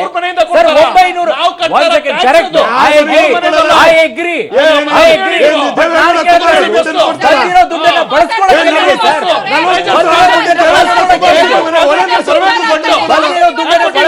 ಯಾಕಾಗ್ತಿಲ್ಲ? ಕುಣಿಯಕ್ ಬರ್ಲಿಲ್ಲ ಅಂದ್ರೆ ನೆಲ ಡೊಂಕು ಅಂತ ಹೇಳಕ್ ಹೋಗ್ಬೇಡಿ, ಕುಣಿಯಕ್ ಬರ್ಲಿಲ್ಲ ಅಂದ್ರೆ ನೆಲ ಡೊಂಕು ಅಂತ ಹೇಳಕ್ ಹೋಗ್ಬೇಡಿ. 900 ರೂಪಾಯಿ ಬರದ ದುಡ್ಡನ್ನ ತಂದಿಟ್ರೆ ರಾಜ್ಯ ಸರ್ಕಾರಗಳು ಕೂತ್ಕೊಂಡು ಡ್ರಾಮಾ ಮಾಡ್ತಾ ಇದ್ದಾರಲ್ಲ.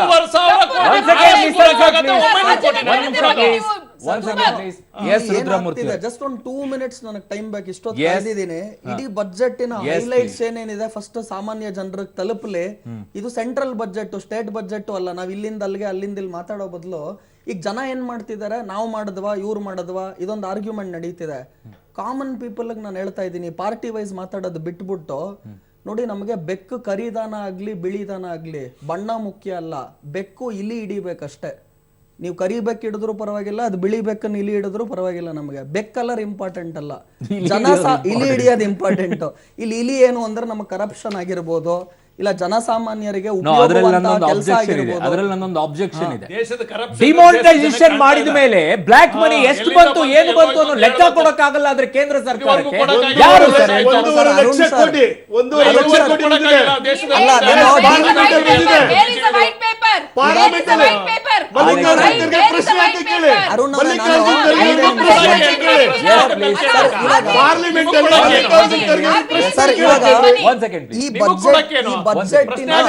ಮಲ್ಲಿಕಾರ್ಜುನ್ ಖರ್ಗೆ ನಾನೇನ್ ಹೇಳ್ತೀನಿ ಅಂದ್ರೆ, ಇವಾಗ ನನ್ನನ್ನು ಹೋಗ್ಬಿಟ್ಟು ನೀವು ಅಡಿಗೆ ಬಗ್ಗೆ ಮಾತಾಡಿ ಅಂದ್ರೆ ಆಗಲ್ಲ. ಅಲ್ಲಿ ಒಂದು ಕಮೆಂಟ್ ಕೊಡ್ತಿದ್ರು, ನಾನು ಬಿಜೆಪಿ ಅವನು ಅಲ್ಲ. ಫಸ್ಟ್ ಆಫ್ ಆಲ್ ಅದನ್ನು ಹೇಳ್ತಾ ಇದ್ದೀನಿ, ಜನಸಾಮಾನ್ಯರ ಕಡೆಯಿಂದ ಬಜೆಟ್ ನೋಡ್ತಿದ್ದೀನಿ. ನಾವು ಯಾವ್ದೋ ಮೀಡಿಯಲ್ಲಿ ನೋಡಿದ್ರಿ, ಅವ್ರು ಯಾರೋ ರೈತರು ಹಿಂಗೆ ಹೇಳಿದ್ರು ಹಂಗೆ ಹೇಳಿದ್ರು ಅಂದ್ರೆ, ಫಸ್ಟ್ ಆಫ್ ಆಲ್ ಬಜೆಟ್ ಅನ್ನು ಯಾರ ಹತ್ರ ಕೇಳ್ತಿದ್ದೀರಾ? ಬಜೆಟ್ ಅನ್ನು ತಿಳ್ಕೊಳ್ಳುವಂತಹ ಒಂದು ಬೇಸಿಕ್ ನಾಲೆಡ್ಜ್ ಇರಬೇಕು. ಒಂದು. ಎರಡನೇದು, everyone has their opinion, but try to understand ಏನು ನಡೀತಾ ಇದೆ ಅಂತ. ಬೇಸಿಕ್ ಸ್ಟಾಟಿಸ್ಟಿಕ್ಸ್ ನಿಮಗೆ ಕೊಡ್ತಾ ಇದ್ದೀನಿ ನೋಡಿ. ಇನ್ಫ್ಲೇಷನ್ನು 10.1% ಹಣದುಬ್ಬರದ ರೇಟ್ ಇದ್ದಿದ್ದು ಮುಂಚೆ. ಈ ಸರ್ಕಾರದ ಆವರೇಜ್ ಇನ್ಫ್ಲೇಷನ್ 4.6% ಇದೆ. ಸರ್, ಇನ್ಫ್ಲೇಷನ್ ಅಂದ್ರೆ ಏನು ಅಂತೀರಾ? ಜನಸಾಮಾನ್ಯರಿಗೆ ಬೆಲೆಗಳು ಕೈಗೆಟುಕುವಂಗೆ ಸಿಗಬೇಕು. 5, 6, 7 ವರ್ಷಕ್ಕೆ ಬ್ಯಾಂಕ್ ಬಡ್ಡಿನೇ ಡಬಲ್ ಆಗಿಬಿಡುತ್ತೆ. ಕೆಲವ್ರೇನು ಕೇಳ್ತಾರೆ, 5 ವರ್ಷದಿಂದ ಅಕ್ಕಿ ಇಷ್ಟಿತ್ತು ಇವಾಗ ಎಷ್ಟಾಯಿತು ಅಂತ. ಮಧ್ಯದಲ್ಲಿ 6 ವರ್ಷ 5 ವರ್ಷ ಟೈಮ್ ಪಾಸ್ ಆಗಿದೆ. ಈ ಡೇಟಾ ಎಲ್ಲ ಸ್ಟಾಟಿಸ್ಟಿಕಲ್ ಡಿಪಾರ್ಟ್ಮೆಂಟ್ ಡೇಟಾ. 2 ನಿಮಿಷದಲ್ಲಿ ನಿಮ್ಗೆ ಹೇಳ್ತೀನಿ. ಎಸ್ ರುದ್ರಮೂರ್ತಿ ಅವರೇ, ನೀವೇನೋ ಹೇಳಬೇಕು ಅಂತ ಬಯಸ್ತಾ ಇದ್ರಿ, ಅದನ್ನ ಹೇಳಿ. ಅದಕ್ಕೂ ಮೊದಲು, ಯಾರಿಗೂ ಅನ್ಯಾಯ ಆಗಿಲ್ವಾ ಬಜೆಟ್ ಅಲ್ಲಿ? ಮಹಿಳೆಯರಿಗೆ ಎಲ್ಲಿದೆ ಇದರಲ್ಲಿ? ಮಹಿಳೆಯರಿಗೆ ಏನಾದ್ರೂ ಒಂದಿಷ್ಟು ಎಲ್ಲ ಸೌಲಭ್ಯಗಳು ಇದರಲ್ಲಿ ಕಾಣಿಸ್ತಾ ಇದೆಯಾ? ಮಹಿಳೆಯರು ಪ್ಲಸ್ ಎಲ್ಲಾ ವರ್ಗದ ಮಾತಾಡ್ಬಿಡ್ತೀನಿ. 2 ನಿಮಿಷದಲ್ಲಿ ಹೈಲೈಟ್ಸ್ ಕೊಡ್ತೀನಿ ನೋಡಿ. ಮೊದಲನೇದಾಗಿ, ಭಾರತ ದೇಶ 11th ಬೆಸ್ಟ್ ಎಕಾನಮಿ ಇಂಡಿಯಾಲ್ ಇದ್ದಿದ್ದು ಬಿಫೋರ್ ಮೋದಿ ಪೀರಿಯಡ್. ಇವತ್ತಿರೋ statistics 6th best country in India. ಇದು ವರ್ಲ್ಡ್ ಸ್ಟಾಟಿಸ್ಟಿಕ್ಸ್, ನಾನು ಕೊಡ್ತಿರೋದಲ್ಲ. ಹೈಯೆಸ್ಟ್ GDP ಇಡೀ ವರ್ಲ್ಡ್ ಅಲ್ಲಿ 8.2%. ಮೊನ್ನೆ ಬಂದ ಡೇಟಾ, ಲೇಟೆಸ್ಟ್ ಡೇಟಾ ಕೊಡ್ತಾ ಇದ್ದೀನಿ. 8.2% highest GDP in the world. 3ನೇ ಡೇಟಾ ಕೊಡ್ತಾ ಇದ್ದೀನಿ. ಅಗ್ರಿಕಲ್ಚರ್ ಸೆಕ್ಟರ್ 7% ಗ್ರೋ ಆಗ್ತಿದೆ. ಇದೆಲ್ಲ ಡೇಟಾ ಚೆಕ್ ಮಾಡಿ. ನಾನು ಮುಗಿಸ್ಬಿಡ್ತೀನಿ. 45 ವರ್ಷಗಳಲ್ಲಿ ನಿರುದ್ಯೋಗ ಸಮಸ್ಯೆ ಇನ್ಕ್ರೀಸ್ ಆಗಿದೆ. ಜಾಬ್ ಬಗ್ಗೆನೂ ಡೇಟಾ ಕೊಡ್ತೀನಿ, ನೀವು ಡೇಟಾ ಕೊಡಕ್ಕೆ ಬಿಡ್ತಾ ಇಲ್ವಲ್ಲ. 2 ನಿಮಿಷ ಟೈಮ್ ಕೊಡಿ ಅಂದ್ರೆ 2 ನಿಮಿಷ ಟೈಮ್ ಕೊಡಿ ಅಂದ್ರೆ ಕೊಡಲ್ಲ ಅಂತೀರಾ? I am telling economic data. ಈಗ ಇನ್ಫ್ಲೇಷನ್ ತಗೊಳ್ಳಿ, 10.1% ಮುಂಚೆ ಇದ್ದಿದ್ದು ಇವಾಗ 4.6% ಇದೆ. ಕರೆಂಟ್ ಅಕೌಂಟ್ ಡೆಫಿಸಿಟ್ ತಗೊಳ್ಳಿ, ಮುಂಚೆ ಜನರಿಗೆ ಅರ್ಥ ಉದ್ಯೋಗದ ವಿಚಾರದಲ್ಲಿ ಹೇಳಿ. ಉತ್ತರ ಕೊಡ್ತಾ ಇದ್ದೀನಿ. ಉದ್ಯೋಗ ಅವಕಾಶ ಮಾತಾಡಿದ್ರಿ. ಮುದ್ರಾ ಸ್ಕೀಮ್ ಮುಖಾಂತರ, ಜಸ್ಟ್ ಮುದ್ರಾ ಒಂದೇ ಒಂದು ಸ್ಕೀಮ್ ಮುಖಾಂತರ 5.56 ಕೋಟಿ ಲೋನ್ ಡಿಸ್ಬರ್ಸ್ಮೆಂಟ್. ಇದರಲ್ಲಿ ಮಹಿಳೆಯರಿಗೆ 70% ಬೆನಿಫಿಟ್ ತಗೊಂಡಿದ್ದಾರೆ. ಈ ಡೇಟಾ ನಾನು ಕೊಡ್ತಾ ಇರೋದು ಇಲ್ಲಿದೆ ನೋಡಿ. ಮಹಿಳೆಯರಿಗೆ ಏನ್ ಕೊಡ್ತಾ ಇದ್ದಾರೆ? ಆಮೇಲೆ ಮೇಡಮ್, ಅದು ಯಾರೋ ಹೇಳಿರೋ ಡೈಲಾಗ್ ಕೊಡ್ತಾ ಇದ್ದೀರಾ? ಅಲ್ಲ, ಪಕೋಡಾ ಮಾಡೋದು ಒಂದ್ ಕೆಲಸ ಮೇಡಮ್, ನಾನು ಹೇಳ್ತಾ ಇದ್ದೀನಿ. ಚಪ್ಪಲಿ ಹೊಲಿಯೋದು ಒಂದ್ ಕೆಲಸ, ಪಕೋಡಾ ಮಾಡೋದು ಒಂದ್ ಕೆಲಸ. ನೀವು ದೊಡ್ಡ ಕೆಲಸ ಮಾಡ್ಬೋದು. ಪಕೋಡಾ ಮಾಡೋರು ಯಾಕೆ ಅವಮಾನ ಮಾಡ್ತೀರಾ ನೀವು? ಪಕೋಡಾ ಮಾಡೋರು ಅವಮಾನ ಮಾಡ್ಬೇಡಿ. ನೀವು ಪಕೋಡಾ ತಿನ್ನಲ್ವಾ? ಪಕೋಡಾ ತಿಂತೀರಾ ತಿನ್ನಲ್ವಾ? ಏನ್ ತಿಂತೀರಾ ಅಲ್ಲಿ? ಬರೀ ಪಾಲಿಟಿಕ್ಸ್ ಅಂತೀರಾ? ಸಾಮಾನ್ಯ ಜನ ಮಾತಾಡ್ರಿ ನೀವು. ಪಕೋಡಾ ಪಕೋಡಾ ಅಂತ ಪಕೋಡಾ ಮಾಡೋದು ಕೆಲಸನೇ. ನಾನು ಹೇಳ್ತಾ ಇರೋ ಸಿಂಪಲ್ ಡೇಟಾ ಕೇಳೋದಕ್ಕೆ ನಿಮ್ಗೆ ಮಾತಾಡಕ್ಕಿಲ್ಲ. ಮಾತಾಡ್ತೀರಾ ಮನೇಲಿ ಅಷ್ಟೊಂದು ಮಾತಾಡ್ತೀರಾ? ಇಲ್ಲಾನ ಸ್ವಲ್ಪ ಅಂದ್ರೆ ನಾವು ಕೂಡಕ್ ಬರುತ್ತೆ. ನಾವು ಕೂಡ ನಿಮ್ಮ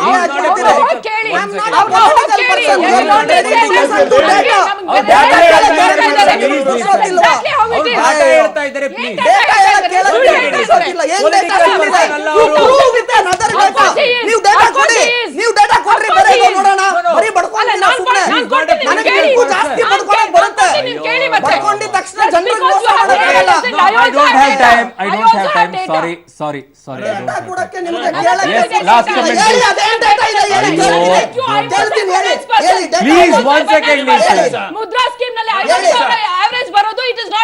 Okay, thank you.